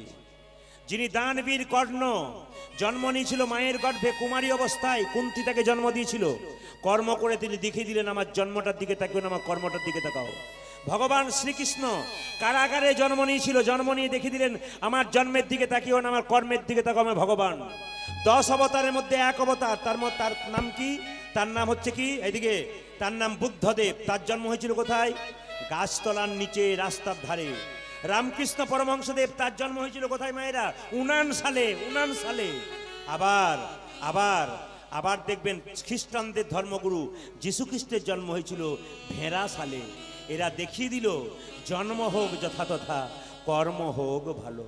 যে ধানকে সেদ্ধ করে মাঠে ছড়ালে তার যেমন আর গাছ হয় না, যে দেহ হরিনামে সিদ্ধ হয়ে যায় তার দ্বিতীয় জন্ম হয় না। আপনি মরে যাবার পর আপনি স্বর্গে গেলেন কি নরকে গেলেন, আপনাকে দেখলেই বোঝা যাবে আপনি স্বর্গে গেলেন না নরকে গেলেন। দাদা ভাইরা এতজন দাঁড়িয়ে দাঁড়িয়ে কীর্তন শুনছেন, আপনার কর্মের দ্বারা আপনি যখন মরবেন আপনাকে দেখেই লোকে বলে দেবে আপনি স্বর্গে গেলেন না নরকে গেলেন। বলবেন কি করে বুঝবো প্রদীপবাবু? দেখবেন আপনারা, আপনাদের বাড়িতে যখন কেউ মারা যায় তখন আপনাদের পাড়া থেকে কত লোক দেখতে আসে, আর যখন আপনারা দেখতে যান বাড়ি যখন ফেরেন তখন কি বলেন, ও মা লোকটাকে দেখলাম 4 দিন ঘুম হলো না গো, মুখটা একবারে বিকৃত হয়ে গেছে, বিভৎস হয়ে গেছে। জানবেন ইনি যাচ্ছেন নরকে। আপনার মৃত্যুর পর আপনার মুখটা যদি বিকৃত হয়ে যায়, বিভৎস হয়ে যায়, লোকে দেখে ভয় খায়, জানবেন আপনি যাবেন নরকে। প্রশ্ন করবেন স্বর্গে যাব কি করে বুঝবো? আপনার মৃত্যুর পর আপনার মুখটা যেন মনে হয় ঘুমাচ্ছে, মায়েরা বলে না যেন মনে নাই গো, দেখে মনে হলো ঘুমাচ্ছে, ইনি যাচ্ছেন স্বর্গে। মানুষকুলে জন্ম নিয়ে তোমার কর্ম যদি ভালো হয় তবে তুমি স্বর্গে যাবে, আর মানুষকুলে জন্ম নিয়ে কর্ম যদি খারাপ হয় তুমি নরকে যাবে। আর একটা প্রমাণ দিয়ে দিই, এই বরগোদা গ্রাম থেকে যখন আপনাকে বলো হরি হরি বল বলে শ্মশান ঘাটে নিয়ে যাবে মা, তখন দেখবেন যদি কেউ দেখে বলে লোকটা খুব ভালো ছিল গো, খুব কৃষ্ণ ভক্ত ছিল, জানবেন ইনি যাচ্ছেন স্বর্গে। কেন? দশচক্রে ভগবান। আর আপনার মৃত্যুর পর যদি কেউ বলে বেটা মরল ভালো হলো, এই গ্রামটা শান্তি পেল, জানবেন ইনি যাচ্ছেন নরকে। কেন? আপনার কর্ম যদি খারাপ থাকে আপনার নরক বাস হবে, আপনার জন্ম যদি ভালো থাকে স্বর্গবাস হবে। তবে একটা কথা বলি মায়েরা, এ সংসারে কেউ কারো, জোরে বলুন না, একটু জোরে বলতে হবে, এখন বলছেন নয়, ঘরে গিয়ে দেখবেন কি হয়। স্ত্রী বলছে কেউ কারো নয়, যখন আপনি সোনার দুটো বালা চাইবেন তখন কেউ যদি কারো নয় তাহলে আমার কাছে চাইছো কেন, বলতেই তো পারি। এ সংসারে কেউ কারো নয়, আমি প্রমাণ দিয়ে দেবো, সবাই দেখে নিন। এ সংসারে কেউ কারো নয়, সাউন্ডটা বাড়াও আমার। এ সংসারে কেউ কারো নয়, প্রমাণ দেখো। যতক্ষণ দেহের মধ্যে প্রাণ ততক্ষণ ভালোবাসাবাসি, প্রাণ যখন দেহ থেকে বেরিয়ে যায় তখন ভালোবাসা শেষ হয়ে যায়। কুরুক্ষেত্রের যুদ্ধে কৃষ্ণ যতক্ষণ রথে ছিল রথটা ততক্ষণ ভালো ছিল, রথ থেকে কৃষ্ণ যখন নেমে গেল মা, তখন রথ দেখবেন দাউ দাউ করে জ্বলে গেল। তত্ত্ব কি বলল? আমাদের সংসার হলো কুরুক্ষেত্রের যুদ্ধক্ষেত্র, দেহটা হলো রথ। এই দেহ থেকে যখন আত্মা কৃষ্ণ নেমে যাবে তখন এই দেহ রথটাকে শ্মশান ঘাটের চিতাতে জ্বালিয়ে পুড়িয়ে ছারখার করে দেবে। আপনি মনে মনে ভাবছেন প্রদীপ বাবু ভুল বলছেন, আমার স্বামী যদি 10 দিনের জন্য বাইরে যায় আমি তাকে বারবার ফোন করি, কোথায় রইলে, কখন এলে, কখন আসবে। কিন্তু দিদি ভাই আপনি মনে রাখুন, স্বামীকে যে এত ভালোবাসছেন, কোথায় রইলে কোথায় খেলে, সে যখন আপনার বাড়িতে আসবে ছপ্পর কাটে শুয়ে থাকবে, তাকে আদর করবেন, যত্ন করবেন, ভালো খাওয়াবেন। কিন্তু সেই স্বামীর দেহ থেকে যেদিনে প্রাণবায়ুটা বেরিয়ে যাবে সেই দিন আপনি নিজেই গ্রামের লোককে বলবেন মরাটাকে নামিয়ে আনো, নইলে মরা বাস মরা হয়ে যাবে। যাকে এত ভালোবাসছিলেন আপনি তার জন্যে বলবেন মরাটা বাস মরা হয়ে যাবে। এবার তুলসী তলার কাঁচা মাটিতে কাঁচা বাঁশের মাচা দিয়ে ছেঁড়া তালাই দিয়ে বেঁধে দেবে, ঘরের দড়ি দিয়ে বেঁধে দেবে। শুধু তাই নয়, তাই নয়, আবার যখন বলো হরি হরি বল বলে শ্মশান ঘাটে নিয়ে যাবার জন্যে দেহটাকে কাঁধে তুলবে, তখন দেখবেন 1 বালতি গোবর জল গুলে সেই স্ত্রী সেইখানটাতে ছড়িয়ে দেবে। কেন? জায়গাটা অপবিত্র হয়ে গিয়েছিল বলে। আবার দেখবেন একটা প্যারেক গেড়ে দেবে, দোষ পেয়েছিল বলে। পশ্চিমবাংলার বিখ্যাত বাউল শিল্পী বলল, রে আমার আমার করিস কেন, শেষের দিনে একমাত্র আপন যদি হয় তাহলে ভগবান। পশ্চিমবাংলার বাউল শিল্পী বলল, পরীক্ষা হয়ে গেল কত ডুবে আছেন আপনারা। আজকে লক্ষ্মীর কাছে আশীর্বাদ করে যায় আপনাদের জন্য একটা ভালো জিনিস, সবাই একটু জোরে বলে দিন, তারপর আশীর্বাদ করবো। রাধা রানী কি জয়। আজকে আপনাদের দুটো আশীর্বাদ করব, মন দিয়ে শুনবেন। একটা আশীর্বাদ করব, এই যে এতজন কীর্তন শুনলেন বা শুনছেন, আপনাদের বাড়ির জন্য মা লক্ষ্মীর কাছে প্রার্থনা করব, গাড়ি বাড়ি টাকা পয়সা নয়। কি চাইবো? প্রত্যেকটি হিন্দুর বাড়িতে একটা করে কৃষ্ণ ভক্ত সন্তান হোক। প্রশ্ন করবেন প্রদীপ বাবু মা লক্ষ্মীর কাছে টাকা চাইলেন না, পয়সা চাইলেন না, কৃষ্ণ ভক্ত সন্তান চাইলেন কেন? এইদিকে কৃষ্ণ ভক্ত সন্তান চাইলাম এই জন্যে সচিমাতা নিমাইকে বলেছিল, নিমাই তোর বাবার পিণ্ডটা দিয়ে আয়। নিমাই বলেছিল, মা পিণ্ড দিলে কি হয়? সচিমাতা বলেছিল, পিণ্ড দিলে 7 বংশোদ্ধার হয়। নিমাই বলেছিল, মা পিণ্ড দিলে 7 বংশোদ্ধার হয়, কিন্তু কোনো বংশে একটা কৃষ্ণ ভক্ত সন্তান জন্ম নিলে তার 7 বংশ নয়, তার 14 বংশ। হরি বল, হরি বল। আর মা লক্ষ্মীর কাছে প্রার্থনা করে যাব, আপনাদের স্বামী স্ত্রীতে যাতে কোনদিন ঝগড়া না হয়। বলে যাব না বলবো না? মায়েরা বলছেন বলুন বলুন, ওইটার জন্যই তো বেশি। আচ্ছা একটা কথা বলি, স্বামী স্ত্রীতে ঝগড়া হবে না কোনোদিন একটি মন্ত্র শিখিয়ে দেবো না বাদ দিয়ে দেবো? বাবারে মায়েরা বলছেন বলুন বলুন, ওইখানেই তো যত গন্ডগোল লেগে আছে। দাদা ভাইরা বলছে এতদিন পরে আপনি আমাদের হয়ে বললেন। এই দিয়ে তাকাবেন, এ সংসারে সুখী দম্পতি কারা? সুখী স্বামী স্ত্রী কারা? সুখী দম্পতি কারা? যার স্ত্রী বোবা আর যার স্বামী কালা। যতই করুক না কেন ওই যে কান নাই আর নিতাই গৌরী বললেন। যার স্ত্রী বোবা আর যার স্বামী। তবে বলে রাখি একটা কথা শুনে রাখুন, যে যেখানে বসে আছেন খুব নামি দামি কথা মাথায় রাখবেন, শব্দ না করে। কোথায় কোথায় বাচ্চা ছেলে বসে আছে একটু আঙুল দিয়ে দেখান তোমাকে। বাচ্চা ছেলে কোথায় বসে আছে? এখানে একটা বাচ্চা বসে আছে। আর বাচ্চা কোথাও বসে আছে সামনাসামনি? হ্যাঁ বাচ্চা বসে আছে, এই পেছনে বাচ্চা বসে আছে। আচ্ছা তোরা বাচ্চা বাচ্চা ছেলেরা বা ছোট বাচ্চা আরো ছোট বাচ্চা যারা আছে এখানে সামনে একটা কথা বলে দিই, স্বামী স্ত্রীতে ঝগড়া হলে প্রথম দেখবেন বাচ্চার মনে ইফেক্ট করে। খুব কথাগুলো মাথায় রাখবেন, মনোবিদ্যার কথা। যদি সংসারে ছেলেকে মানুষ করতে চান, মনে মনে ভাববেন ছেলের জন্য কোটি টাকা রেখে গেলাম, মরার সময় ভাববেন শান্তিতে মরলাম, কোটি টাকা রাখলাম, কিন্তু তার আগে একটু ভেবে নেবেন ছেলেটাকে কৃষ্ণ ভক্ত তৈরি করে গেলাম কিনা।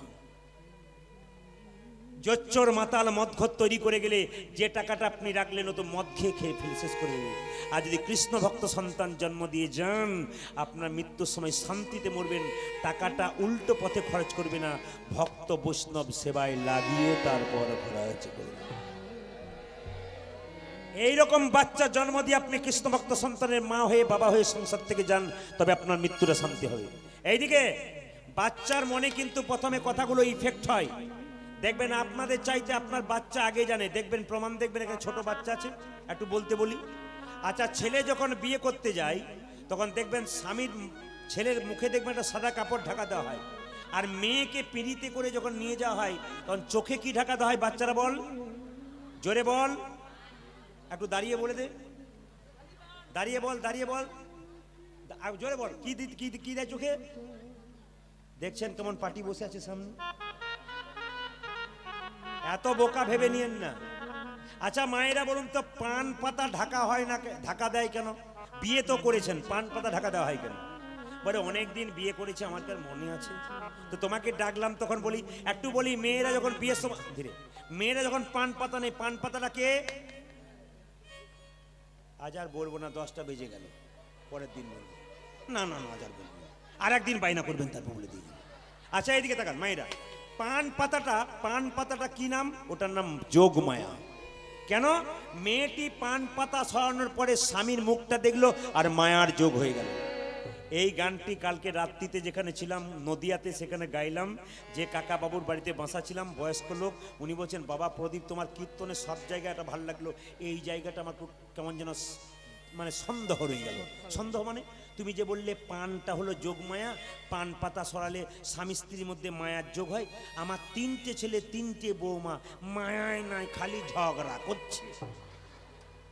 বললাম মায়া থাকবে কি করে? বলে কেন কাকা বাবু মায়া থাকবে কি করে?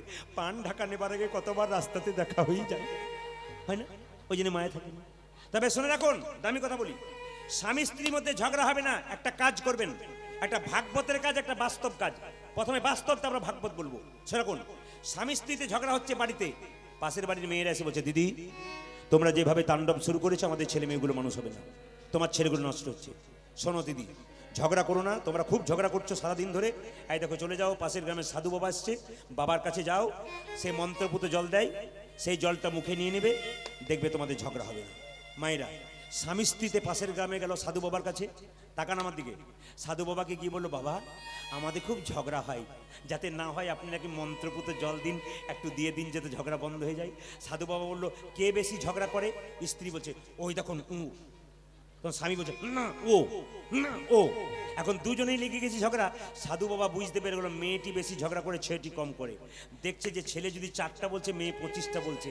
সাধু বাবা চালাকি করে বলল, কোনো চিন্তা নেই, ঝগড়া তোদের আর হবে না, একটি বুদ্ধি দিয়ে দিই। বলে কি, এই দেখ আমার দিকে টাকা, আমার দিকে টাকা। 1 বোতল জল দিলাম, ফুসফুস করে মন্ত্রপুত জল, এই জলটা বাড়ি নিয়ে যা। মেয়েটাকে বলছে, তো স্বামী যখন 2-4টা বলতে শুরু করবে, তুই তো 25টা বলে ফেলবি, ঝগড়া করে ফেলবি। যখনই ও 2-4টা বলতে শুরু করবে, মন্ত্রপুত জলটা মুখে ঢুকিয়ে নিবি, গিলবিও না, ফেলবিও না। কিছু বুঝলেন? দারুণ বুঝেছেন মনে হচ্ছে নাকি? মায়ের আগে কেমন কীর্তনে কেমন পেঁয়াজ আছে বুঝতে পেরেছেন? এ কমিটির ভাইয়েরা আমাকে 3 ঘন্টাতে 50 কথা বলেছে। আর বেশি বাড়তি হয়ে গেলে কিন্তু টাকা আপনাদের লেগে যাবে, ওই জন্য পেঁয়াজ আমি বেশি মারছি না। ও মায়েরা, যখন এই মন্ত্রপুত জলটা ইনার কাছে আছে, দাঁড়িয়ে দেখুন, কীর্তনে শেষে যাবে। দাঁড়াও দেখিয়ে দাও। এই দেখুন, এ আসলে শরীর ভারী হয়ে গেছে, উঠতে পারছে না, খেতে পারে উঠতে পারে না, বুঝলেন? একে এবার গাড়িতে করে আনতে হবে। তো লক্ষ্য করুন, এই যে দেখতে পাচ্ছেন না, এই দাঁড়িয়ে দেখো, ওঠা ওঠা, কি কষ্ট। মন্ত্রপুত জল দেখে নিন সবাই। এই দেখুন, যখনই স্বামী ঝগড়া করবে, আপনি বলবেন দাঁড়াও ঝগড়া করো না, বাবার মন্ত্রপুত জলটা হপ হপ হপ, কাজ হয়ে যাবে। স্বামী স্ত্রীতে কোনোদিন ঝগড়া হবে না। আপনার দুটো কাজ একসঙ্গে কি করবেন, একটি ভজন, একটি ভজন। কে বললো? ভাগবত। ভজন মানে কি? স্বামী যদি বেলা 3টে আসে, স্ত্রী তাকে দেবে, তারপর খাবে, এর নাম ভজন। আর সন্ধ্যাবেলাতে স্বামী স্ত্রী একসঙ্গে বসে তুলসী গাছের নিচে একটু ভগবানের ভজন করবেন। ভজন আর ভজন যদি এক হয়, ঝগড়া কোনো দিন হবে না। তাই আপনারা একসঙ্গে বসুন আর না বসুন, সবাই মিলে একটু ভজন করে নিন, হাততালি দিয়ে, প্রেম সে ভজলে হরিকা নাম, তুলসীদাসে ভজন। সবাই মিলে হাত তুলে একসঙ্গে। বিল্লমঙ্গল নদী পার হচ্ছে মা, এই দিয়ে তাকাবেন, নদী তো পার হচ্ছে, তার আগে বলে রাখেন, সংসার নদী পার করতে গেলে সংসারে থেকে ভগবানকে পাবেন, বাইরে যাবার দরকার নাই। প্রমাণ দিয়ে দিই, ঘর বাড়ি ত্যাগ করে বলে কৃষ্ণ হরে হরে, তুং দিয়ে যাই বৃন্দাবন, বাড়ি ছেড়ে তো চলে গেছে, ঘর যে তার মনে আছে, এই ত্যাগে পাওয়া যায় না শ্রীনন্দের নন্দন। ও মায়েরা, সংসারে ভগবানকে পাওয়া যায়, সংসারের বাইরে পাওয়া যায় না। প্রমাণ কি? ঘর বাড়ি ত্যাগ করে বলে কৃষ্ণ হরে হরে, আপনি ঘর সংসার ত্যাগ করে বৃন্দাবনে যাবার জন্যে তমলুকের বাজারে দাঁড়িয়ে আছেন। হঠাৎ মনে পড়ে গেল মেয়েটার বিয়ে হয় না, ছেলেটার চাকরি হয় নাই, এরকম পিছু চিন্তা যারা আছে, ভগবান পাবে না। ভগবানকে পেয়েছিল কে? এইদিকে জনক ঋষি রাজা, যিনি পূর্ণ ত্যাগী ছিলেন, তিনি কোনোদিন সোনার সংসার ত্যাগ করেন নাই, সোনার পুরীতে বসে থাকতো, মনকে সে যে গোলকে রাখতো। এরকম যদি ত্যাগী হওয়া যায়, কৃষ্ণের চরণ পাওয়া যায়। তার মানে কি? জনক ঋষি তিনি রাজা থেকে ঋষি হলেন কেন? আপনিও সন্ন্যাসী বনে যেতে পারেন সংসারে, যদি কর্মটা ভালো করতে পারেন। কীরকম? সংসারে থাকবেন, মন থাকবে কোথায়? গোবিন্দ চরণে।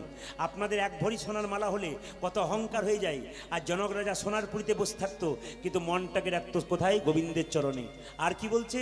পাকাল মাছ পাকে থাকে, তুলে দেখো পাকাল মাছকে, বড় হয়েছে সে পাক খেয়ে, কিন্তু পাকাল মাছের গায়ে কোনো পাকের দাগ লাগে নাই। সংসার দুঃখ পাকের মধ্যে, ভক্ত পাকাল মাছ হাবুডুবু খাচ্ছে, কিন্তু তার শরীরে কোনো দুঃখের ছাপ থাকবে না। আর কি বলছে তত্ত্বগুলো দেখুন, পদ্মপাতা জলে ভাসে, যখনই বর্ষা আসে, বর্ষার জল লাগে পদ্মপাতার গায়ে, তুলে দেখো পাতাখানা, এরকম যদি পদ্মের গায়ে দাগ লাগে না, এরকম যদি ত্যাগী হওয়া যায়, ভগবান শ্রীকৃষ্ণের চরণ পাওয়া যায়। মায়েরা, সংসারে ভগবানকে পাবেন, সংসারে বাইরে পাবেন না। প্রমাণটা কি? নারদ মুনি ভগবানকে প্রশ্ন করেছিল, প্রভু তোমার সবচাইতে বড় ভক্তকে? ভগবান বলছে, নারদ এইদিকে এসো। বলে কি? আমার সবচাইতে বড় ভক্ত কারা জানো? সংসারে থেকে আমাকে ডাকে যারা। যখনই বলেছে সংসার থেকে ডাকে, নারদের মাথা গরম হয়ে গেল। কেন বলুন তো? আমি দিন নাই রাত নাই নারায়ণ করে পেলাম, আর এ বেটা বলছে কিনা সংসারে থাকে তারা বড় ভক্ত। নারদ ভগবানকে বলল, পরীক্ষা দেওয়াও। কি পরীক্ষাতে বুঝবো যে আমি ছোট ভক্ত, ওরা বড় ভক্ত? ভগবান বলছে, নারদ তোমাকে 1 বাটি সর্ষের তেল দিলাম, এই সর্ষের তেলটাকে তুমি 50 হাত নিয়ে যাবে, 50 হাত আসবে, দেখো 1 ফোঁটা তেল যেন না পড়ে। নারদ বলছে, কোনো ব্যাপারই নাই, 50 হাত যাবো, 50 আসবো, 1 ফোঁটা তেল পড়বে না। এইদিকে তাকান মা, নারদ কি করলো, এক বাটি তেলকে নিয়ে কাঁপতে কাঁপতে 50 হাত গেল, 50 হাত এলো। ভগবান জিজ্ঞাসা করছে নারদ, বলে কি কি হলো? নারদ বলছে প্রভু 50 হাত গেলাম, 50 হাত এলাম, এক ফোঁটা তেল পড়েনি। ভগবান বলছে নারদ, তুমি যে 50 হাত এলে, 50 হাত গেলে আমার কথা কবার বলেছিলে? বলছে এক বাটি তেলের কথা ভাবতে ভাবতে তোমার কথা ভুলে গিয়েছিলাম। তুমি তো এক বাটি তেলের কথা ভাবতে ভাবতে আমার কথা ভুলে গিয়েছিলে। একজন সংসারী ভক্ত তেলের কথা ভাবে, ডালের কথা ভাবে, ছেলের কথা ভাবে, তারপর আমার কথা ভাবে। এই জগতে তারাই তো ভক্ত যারা হাতে করে কাম আর মুখে বলে হরি। বিল্বমঙ্গলের কাছে চিন্তা এসে বলল, ঠাকুর একদিন আমাকে না দেখে তুমি থাকতে পারো না? বারবার করে বললাম তোমার বাবার আজকে শ্রাদ্ধের দিন, তুমি এসো না, তবু তুমি এলে। আচ্ছা ঠাকুর, তুমি নদী পার হলে কেমন করে গো? আচ্ছা ঠাকুর, তুমি প্রাচীর পেরোলে কি করে? দরজা তো বন্ধ। বিল্বমঙ্গল বলল, চিন্তা, তুমি তো নদীতে কাঠ পাঠিয়েছো, কাঠটাকে ধরে চলে এলাম। আমি কাঠ পাঠালাম? হ্যাঁ। তুমি কি বলছো? তুমি প্রাচীর পার হলে কি করে? কেন গো, তুমি যে একটা দড়ি ঝুলি দিয়েছো। চিন্তামণি বিল্বমঙ্গলের হাত ধরে টানতে টানতে নিয়ে গেল। কোথায় আমি কাঠ পাঠিয়েছি দেখাও। আকাশ যখন পরিষ্কার হয়ে গেল, সূর্য উঠে গেছে, নদীর কিনারায় দেখতে পেল কাঠ নয়, একটা মরা মানুষকে কাঠ ভেবে বিল্বমঙ্গল নদী পার হয়ে গেছে। চমকে উঠল চিন্তামণি, ছুটে গিয়ে বলল, কোথায় তোমার সেই দড়ি দেখাও। দেখতে পেল দড়ি নয়, একটা বিষধর সাপ গর্তের মধ্যে মুখটা ঢুকিয়েছিল, লেজটা বের করেছিল, ওই লেজটাকে দড়ি ভেবে বিল্বমঙ্গল ঝাঁপ দিয়েছে। চিন্তামণি বিল্বমঙ্গলের পায়ের সামনে বসে বলল, ঠাকুর একটা প্রতিতা মেয়েকে তুমি এত ভালোবাসলে কেন? এই ভালোবাসাটা ভগবানকে দিলে না কেন? যদি এই ভালোবাসা তুমি ভগবানকে দিতে, তুমি তো আগেই ভগবানকে পেয়ে যেতে। ঠাকুর তুমি এই ভালোবাসা ভগবানকে দিয়ে দাও। বিল্বমঙ্গল কেঁদে কেঁদে বলল, চিন্তা, পাপ শরীরে কোনদিন কৃষ্ণ নাম করি নাই, আমি কেমন করে ঠাকুর পাবো, কৃষ্ণ পাবো? চিন্তামণি বলল, তোমার কোনো চিন্তা নাই। এত আমি তোমাকে রাধাকৃষ্ণের ছবি দিলাম, এই ছবিটাকে হাতে নিয়ে তুমি বৃন্দাবনের পথে চলে যাও। যেতে যেতে যেদিন কৃষ্ণের চরণ পাবে, সেদিন আমাকে ডেকো, আমি তোমার পাশে দাসী হয়ে রাধা গোবিন্দের সেবা করব। চিন্তামণির কাছ থেকে একটা ছবি নিয়ে, কৃষ্ণের ছবি নিয়ে ছুটলো কোথায়? বিল্বমঙ্গল ছুটছে বৃন্দাবনের দিকে। ভক্তি যার কৃষ্ণ তার সর্বশাস্ত্রে কয়, ভক্তি না থাকলে কৃষ্ণ দেখলে কি হয়। বিল্বমঙ্গল কণ্ঠে তুলসীর মালা নিয়ে বৃন্দাবনী পথে চলল। আপনার তুলসীর মালা নেবেন। ইউটিউবে প্রচুর গান শুনেছেন, শুনে শুনে কান ভতে গেছে আপনাদের। প্রত্যেক জেলায় জেলায় গান করতে গিয়ে প্রচুর মানুষের ভিড়, জায়গা দেওয়া যায় না। কালকে নদিয়াতে যেখানে ছিলাম প্রচুর মানুষ, রোড একবার রোডটাকে গোটা ঘিরে আছে, গাড়ি পার হচ্ছে না এমন অবস্থা, এত মানুষের ভিড়। পরশু ছিলাম মুর্শিদাবাদে, সেখানে সে একই অবস্থা। সাধ্য বাড়ির গান বাড়িতে করাতে পারছে না, বিরাট বড় গ্রাউন্ডে করাতে হচ্ছে, এত মানুষের ভিড়। আপনাদের কাছে নিবেদন রইল এই জায়গাতে কণ্ঠে তুলসীর মালা নেবেন। বিজ্ঞান বলছে তুলসীর মালা নেবেন কেন, শাস্ত্র কি বলছে এইদিকে তাকাবেন। বলছে বাড়িতে বেগুন গাছ লাগিয়েছেন, বেড়া দেবেন না? জোরে বলুন হ্যাঁ না না। বেড়া দেবেন না কেন? বেড়া দেবেন কেন? ছাগলে গরুতে ছিঁড়ে খাবে। ওই জন্য মায়েরা, এখানে যদি কর্ণে গুরুদেব কৃষ্ণ মন্ত্র দিয়েছে, বাড়িতে দেহের মধ্যে কৃষ্ণ প্রেমে রঙ্কুর হবে না যদি গলাতে বেড়াটা তুলসী মালা নামক না দিতে পারেন। কামিনী কাঞ্চন ছাগলে ছিঁড়ে খেয়ে দেবে। দেখবেন তুলসী পাতার মাহাত্ম্য কত আছে জানেন? এইদিকে তাকাবেন, এক গ্লাস জলে 11টা তুলসী পাতা ভিজিয়ে রাখবেন, 22 মিনিট পর দেখবেন মাইক্রোস্কোপ নিয়ে জলের মধ্যে জীবাণু থাকবে না। জলের মধ্যে আপনার ব্লিচিং পাউডার ছড়ান জলটাকে পরিষ্কার করার জন্যে, কিন্তু শাস্ত্র বলল একটা গ্লাসে 1 গ্লাস জল নিয়ে 11টা তুলসী পাতা 22 মিনিট ভিজিয়ে রাখুন, দেখবেন পাতাগুলো জোরে জলটা একবারে নির্ভেজাল জল হয়ে যাবে। তুলসী পাতার কত গুণ আছে, আমরা সেটাকে অবজ্ঞা করে চলি। জীবন এই জন্য আমাদের সুন্দর হচ্ছে না। মায়েরা সবাই শুনে রাখুন, চন্দন নিতে আপনাদের ভয় লাগে, তিলক নিতে ভয় লাগে, লজ্জা করে, পাছে লোকে কিছু বলে, কোনো চিন্তা নেই। আপনি তুলসী গাছে যখন জল দেবেন, তখন তুলসী গাছে জল দেওয়ার সময় তুলসী গাছের নিচে যে কাঁচা মাটিটা রয়েছে, ওই মাটিটা এই আঙুলটা করে, আমার দিকে তাকান, এই আঙুলটা করে 3 বার ঘষে নিয়ে 3 বার কপালে নেবেন। আপনার বাচ্চাকে দেবেন, আপনার বাড়ির সবাইকে দেবেন, এটাই তিলকের মতো হয়ে যাবে। কৃষ্ণের কৃপা আপনার হবে, গোবিন্দের কৃপা আপনার হবে। আপনি ভাবতেই পারবেন না কবে আপনি ভক্ত হয়ে গেলেন। গোবিন্দের পায়ে যখন তুলসী পত্র দেবেন, একটু বাতাসা দেবেন, কোন আঙ্গুলে দেবেন? এই আঙ্গুলটাতে দেবেন। এটা বৃদ্ধাঙ্গুষ্ঠী, এটা তর্জনী, এটা মধ্যমা, এটা অনামিকা, এটা কনিষ্ঠা। ব্যবহার করবেন কোন আঙ্গুলটা? অনামিকাটা, বৃদ্ধাঙ্গুষ্ঠীটা। তুলসী পাতা তুলবেন, তাও এই আঙ্গুলে তুলবেন। ভগবানকে প্রসাদ দেবেন, বাতাসা এই আঙ্গুলে দেবেন। তিলক নেবেন, এই আঙ্গুলে নেবেন। এটার নাম কি? অনামিকা। এটার নাম অনামিকা, মানে কি এর কোনো নাম নেই? এই আঙুলটা হচ্ছে ভগবান বিষ্ণুর আঙুল। আমাদের 5টা আঙুলের মধ্যে এই আঙুলটা ভগবানের বিষ্ণুর আঙুল। কেন? ছোট্ট করে বুঝিয়ে দিই। আপনারা যারা গুরুমন্ত্র নিয়েছেন দেখবেন মায়েরা, গুরুমন্ত্র ভজনা শুরু হয় কোন আঙুল থেকে? জোরে বলবেন, কোন আঙুল থেকে শুরু হয়? আমি যে আঙুলটা দেখালাম সেই আঙুল থেকে শুরু হয়। ওই জন্য এই আঙুল দিয়ে ভগবানের সেবা করলে আপনাদের লাভ আছে। বিল্বমঙ্গল তুলসীর মালা নিয়ে যখন বৃন্দাবনের পথে ছুটলো, আচ্ছা হঠাৎ দেখতে পেল কি? বণিকের স্ত্রী অহল্যা সেই পথ দিয়ে জল নিয়ে যাচ্ছে। মায়েরা, কয়লা হয় ময়লাহীন, আগুনে পোড়ালে ছাই, মানুষের হয় কৃষ্ণ ভক্তি যদি গুরু কৃপা হয়। কয়লার ময়লা যায় না ধুলে, স্বভাব যায় না মূলে। নিম পাতাকে যতই আপনি মিষ্টি রসে ভিজিয়ে রাখুন, নিম পাতা কিন্তু চিরকাল তেতোই থেকে যাবে বাবা। বিল্বমঙ্গল কৃষ্ণকে পাবার জন্য পথে যাচ্ছে, চিন্তামণিকে ছেড়েছে। অহল্যার মতো নারীকে দেখে ছটফট করতে করতে মনে মনে ভাবলো, অহল্যা, আমি চিন্তাকে ছেড়েছি বৃন্দাবনে কৃষ্ণ পাবার জন্য, কিন্তু না, চিন্তা তো আমার কাছে নাই। তার চাইতে সুন্দরী রমণী তুমি, আমি তোমার পেছন পেছন যাব, তোমার বাড়িতে সেবা গ্রহণ করব, দক্ষিণা স্বরূপ আমি তোমাকেই চেয়ে নেব। এই ইচ্ছা নিয়ে বিল্বমঙ্গল যাচ্ছে পেছন পেছন, আর অহল্যা যাচ্ছে আগে আগে। মায়েরা, কোন পুরুষ তার স্ত্রীর ভাগ কাউকে দিতে চায় না, আর কোন স্ত্রী তার স্বামীর ভাগ কোনো নারীকে দিতে চায় না। এর নিয়ম।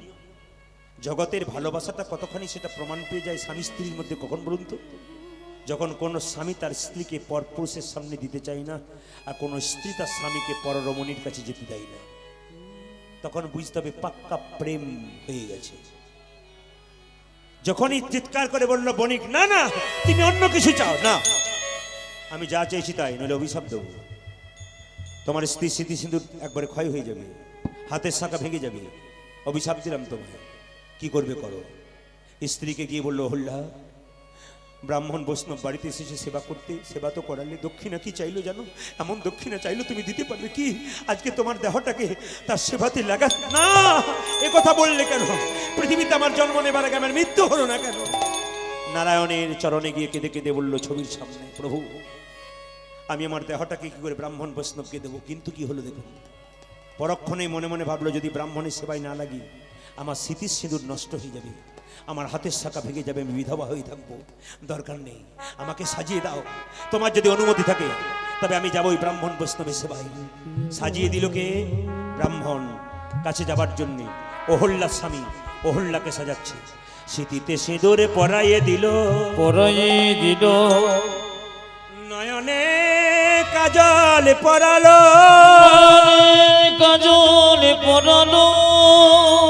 কণ্ঠে দিল সোনা মালা, চরণে দিল লতা,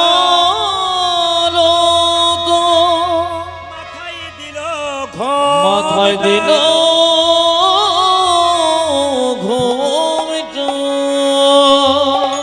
এই জায়গাটা সবাই লক্ষ্য করবেন যে যেখানে বসে আছেন। ধন্যবাদ জানাই আপনাদের চরণে, বারবার কোটি কোটি প্রণাম জানাই। আমি আসরে যখন ঢুকলাম তখনও দেখলাম ঠেসাও ভক্তের ভিড়, আবার কীর্তন শেষ হতে যাচ্ছে তখনও পর্যন্ত আপনার রাস্তা ঘিরে এখনো ঠেসাও ভিড় হয়ে আছে। আপনাদের চরণে আমার কোটি কোটি নমন প্রণাম রইল। আপনাদের মতো ভক্ত পেলে কৃষ্ণ কৃপা হবে নিশ্চয়। আশীর্বাদ করব আপনাদের জন্য, আশীর্বাদ করুন আমাকে, যেন কৃষ্ণ কথা শুনিয়ে আপনাদের চরণে ধুলে আমি মাথায় নিতে। আজকে প্রত্যেকটা জেলার মানুষ ছুটে ছুটে আসে কিছু পাবার জন্য, দিশারা হয়ে ছুটে আসে কীর্তনে চল যদি কিছু পাস। আপনাদের কাছে নিবেদন রইল, একদিনে তো সব কিছু দেওয়া যায় না। যদি আমি আপনাদের এলাকায় আবার কোনোদিন আসি, আপনারা যাবেন, আরও আপনাদের সুন্দর সুন্দর তত্ত্বের সম্ভার দেব। জায়গাটি শুধু লক্ষ্য করুন, এই দিকে তাকাবেন। বিল্বমঙ্গল যখন সুন্দর করে সাজিয়ে দেখলো প্রহল্লাকে তার স্বামী নিয়ে আসছে, আমার দিকে তাকান। একটা ছাগলকে বলি দেবার জন্যে যখন তাকে স্নান করায় তখন দেখবেন সে ছটফট ছটফট করে, যখন খুঁটোর মধ্যে ঢুকিয়ে দেয় তখন সে বুঝে নেয় এবার আমার আর উপায় নাই। অহল্যার স্বামী কি করছে দেখুন, আমার দিকে তাকান। নিজের হাতে অহল্যাকে নিয়ে যাচ্ছে বিল্বমঙ্গলের কাছে, আর অহল্যা কেঁদে কেঁদে বলছে, স্বামী এ তোমার কেমন ভালোবাসা, পৃথিবীতে কোনো পুরুষ তার স্ত্রীকে পর পুরুষের কাছে দিতে পারে, তুমি আমাকে কেমন করে তুমি আমার পর পুরুষের কাছে দিতে যাচ্ছ? নিজের হাতে আমাকে সুন্দর করে সাজিয়ে দিলে পর পুরুষের। না না, এ আমি কি ভাবছি, আমি যদি না যাই আমার হাতের শাখা থাকবে না, আমার স্মৃতি সিঁদুর থাকবে না। আমি যাব, আমি ছুটে যাব, আমি ছুটে যাব। অহল্যা ঘরের ভেতরে ঢুকলো, একদিকে বিল্বমঙ্গল বসে আছে, আর অহল্যা মাথায় কাপড় দিয়ে লজ্জায় ঘৃণায় ছটফট ছটফট ছটফট করছে। দরজা বন্ধ। বিল্বমঙ্গল কেমন তাকাচ্ছে আমার দিকে তাকানো। বিল্বমঙ্গল মনে মনে ভাবছে, বাহ বাহ বাহ বাহ বাহ, এই চিন্তা, তোমাকে হারালাম তো কি হবে, তোমার চাইতে সুন্দরী রমণী আমি কাছে পেয়েছি, আমি আর বৃন্দাবনে যাব না, আমি এর কাছে থেকে যাব, এর দেহটাকে ভোগ করব। তোমার চেয়ে সুন্দরী রমণী আমি পেয়ে গেছি, আমি এর কাছে থেকে যাব। লজ্জায় ঘৃণায় মাথা নিচু করে দাঁড়িয়ে আছে কে দেখুন, অহল্যা। বিল্বমঙ্গল তার দিকে তাকাচ্ছে না, খালি চিন্তার কথা মনে করছে আর মেয়েটাকে দেখছে। হঠাৎ যখন অহল্যা বলে উঠলো, কি গো ঠাকুর, আমার দিকে তাকাচ্ছ কেন? আমাকে গ্রহণ করো, আমি তো তোমার সেবায় লাগবার জন্য এসেছি। বিল্বমঙ্গল যেই না অহল্যার মুখের দিকে তাকিয়েছে, চমকে গেল। এ আমি কাকে দেখলাম? কাকে দেখলো জানেন? অহল্যা বলছে, তুমি আমার দিকে তাকাচ্ছ কেন? আমি তোমার দিকে তাকাচ্ছি কেন জানো? ছোটবেলা আমার মা মরে গেছে, তো তোমার মুখটাকে দেখে আমার মরা মায়ের মুখটা মনে। ওগো জননী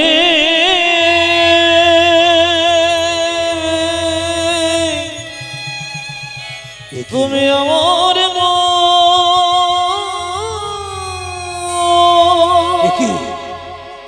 তুই আমায় মা বলে ডাকলি? বল খোকা, তুই যদি মা বলে ডাকলি তুই কি চাস? বিল্বমঙ্গলের চৈতন্য ফিরে গেল বাবা। মনে মনে ভাবলো, আমি কৃষ্ণচরণ পাওয়ার জন্য কামিনী কাঞ্চনকে ত্যাগ করেছিলাম, আবার অহল্যার মতো সুন্দরী রমণী দেখে আমি আমার কামিনী কাঞ্চনকে আবার বাড়িয়ে তুললাম। ওরে নয়ন, ওরে নয়ন, তুই আমাকে কৃষ্ণচরণে পেতে বাধা দিলি। এই দেখ, এই দেখ, মায়ের কাছ থেকে সোনার কাঁটা দুটো ধার নেবো, আমি নয়নকে অন্ধ করে দেবো। মা কি দেবে আমায়? দেবে আমায় কি? তোমার মাথার দুটো সোনার ক্লিপ আমায়। যেই না অহল্যা বুঝতে পারে না সোনার কাঁটা দুটো দিয়েছে, বিল্বমঙ্গল নয়নের সামনে নিয়ে গিয়ে বলে, নয়ন তুই আমাকে কৃষ্ণচরণ পেতে বাধা দিলি, এই দেখ, এই দেখ, আমি অন্ধ করে দিলাম। কি? বিল্বমঙ্গল বৃন্দাবনে গেল, কৃষ্ণকে বলল, তুমি দেখা দাও। দেখা দিল, কৃষ্ণ হাতে চোখটাকে ছুলো, দেখতে পেল চোখ ছুঁয়েছে, দেখলো কৃষ্ণ দাঁড়িয়ে আছে। জিজ্ঞেস করলো, কৃষ্ণ আর কাকে চাস? রাধাকে চাই। তুই যদি আমার রাধাকে দেখতে চাস তো চিন্তাকে ডাক। আকাশবাণী হলো, চিন্তা বলে চিৎকার করলো। চিন্তা এলো কার কাছে? বিল্বমঙ্গলের পাশে। একদিকে রাধা কৃষ্ণ বসলো, একদিকে চিন্তামণি বিল্বমঙ্গল বসলো। আপনারা এখনো বসে আছেন, রাত্রি 11টা বাজতে যাচ্ছে। এবার আপনাদের বিদায় দেবো। সব জায়গাতে কীর্তন শেষ হয়, বুঝতে পারে না, আপনারা বুঝতে পারেন নাই। তবে সবাইকে বলি, আপনার ইউটিউব সার্চ করবেন, প্রচুর গান পাবেন, নতুন গান নরমের যোগ্য পাবেন, অনেক গান নতুন বেরোচ্ছে, আস্তে আস্তে পাবেন। আপনার ইউটিউবে সার্চ করবেন মা মনসা চ্যানেল, আপনার মা মনসা চ্যানেল প্রদীপ পাল এই বলে সার্চ করবেন, প্রত্যেকের গান পেয়ে যাবেন। কি বলবেন? মা মনসা চ্যানেল প্রদীপ পাল, এই মা মনসার নাম করে বলবেন মা মনসা চ্যানেল প্রদীপ পাল, দেখবেন। আর ইউটিউবে সার্চ করলে আপনারা পাবেন। আসুন, আমরা আজকে যখন মিলন করে দিলাম, আপনারা নাম্বারগুলোর দিকে নজর রাখবেন। নাম্বার আমার কিন্তু দুটো আছে, আসল নাম্বার, বাকি ইউটিউব যারা করছে যে ছেলেরা তাদের নাম্বার আছে, কিন্তু একটা নাম্বারে ফোন করবেন না, এই নাম্বারে ফোন করে ঠকবেন। এই নাম্বারটা আপনারা সবাইকে জানিয়ে দিই, এই নাম্বারে কেউ ফোন করবেন না। এই নাম্বারটা চালাকি করে প্রদীপবাবুর ম্যানেজার সেজে প্রায় প্রচুর লোকের কাছে 1 থেকে 2 লাখ টাকা নিয়েছে, 10,000 20,000 করে বাইনা নিয়ে বসে আছে। তো এই নাম্বারটা একটা নাম্বার বলে দিই আপনাদের, এই নাম্বারটা কিন্তু কেউ করবেন না। 97 32 16 99 38। যার লাস্টে 8 আছে, 38 আছে, 34 থাকলে করবেন, 34টা আমার নাম্বার, কিন্তু লাস্টে যে 8 আছে না 38, এই নাম্বারে আপনার কেউ ফোন করবেন না। এই নাম্বারে ফোন করলেই ঠকবেন। উনি দেখবেন বারবার যখন বিরক্ত করছে ওনাকে, উনি খালি সবাইকে বলছেন প্রদীপবাবু তার বেঁচে নেই, উনি মরে গেছেন। দেখবেন উনি ওই কথাটি বলছেন সবাইকে, কারণ বারবার বিরক্ত হয়ে যাচ্ছে প্রচুর ফোনে, এই কথাটি উনি প্রচার করছেন চারিদিকে। আর বায়নার কথা বললেই দেখবেন অ্যাকাউন্ট নাম্বারটা দিয়ে দিচ্ছে আর টাকা নিয়ে নিচ্ছে, আপনি বুঝতেই পারছেন না। আপনাদের বলে রাখি, যখনই বায়না করবেন প্রদীপ পালের অ্যাকাউন্ট নাম্বার ছাড়া বায়না করবেন না। যিনি ম্যানেজার হন তাকে জিজ্ঞেস করবেন প্রদীপবাবুর অ্যাকাউন্ট নাম্বার দিন, তবে আপনাকে টাকা দেবো, নইলে দেবো না। এটা মাথায় রাখবেন, নইলে গন্ডগোল হবে। সবাই মিলে রাধা রানী কি, শ্যাম সুন্দর কি, মদন মোহন কি। একবার দাঁড়িয়ে দাঁড়িয়ে হয়ে যাক ভজন গান, সবাই মিলে দাঁড়ান, একটু দুটো ভজন হয়ে যাক আনন্দে।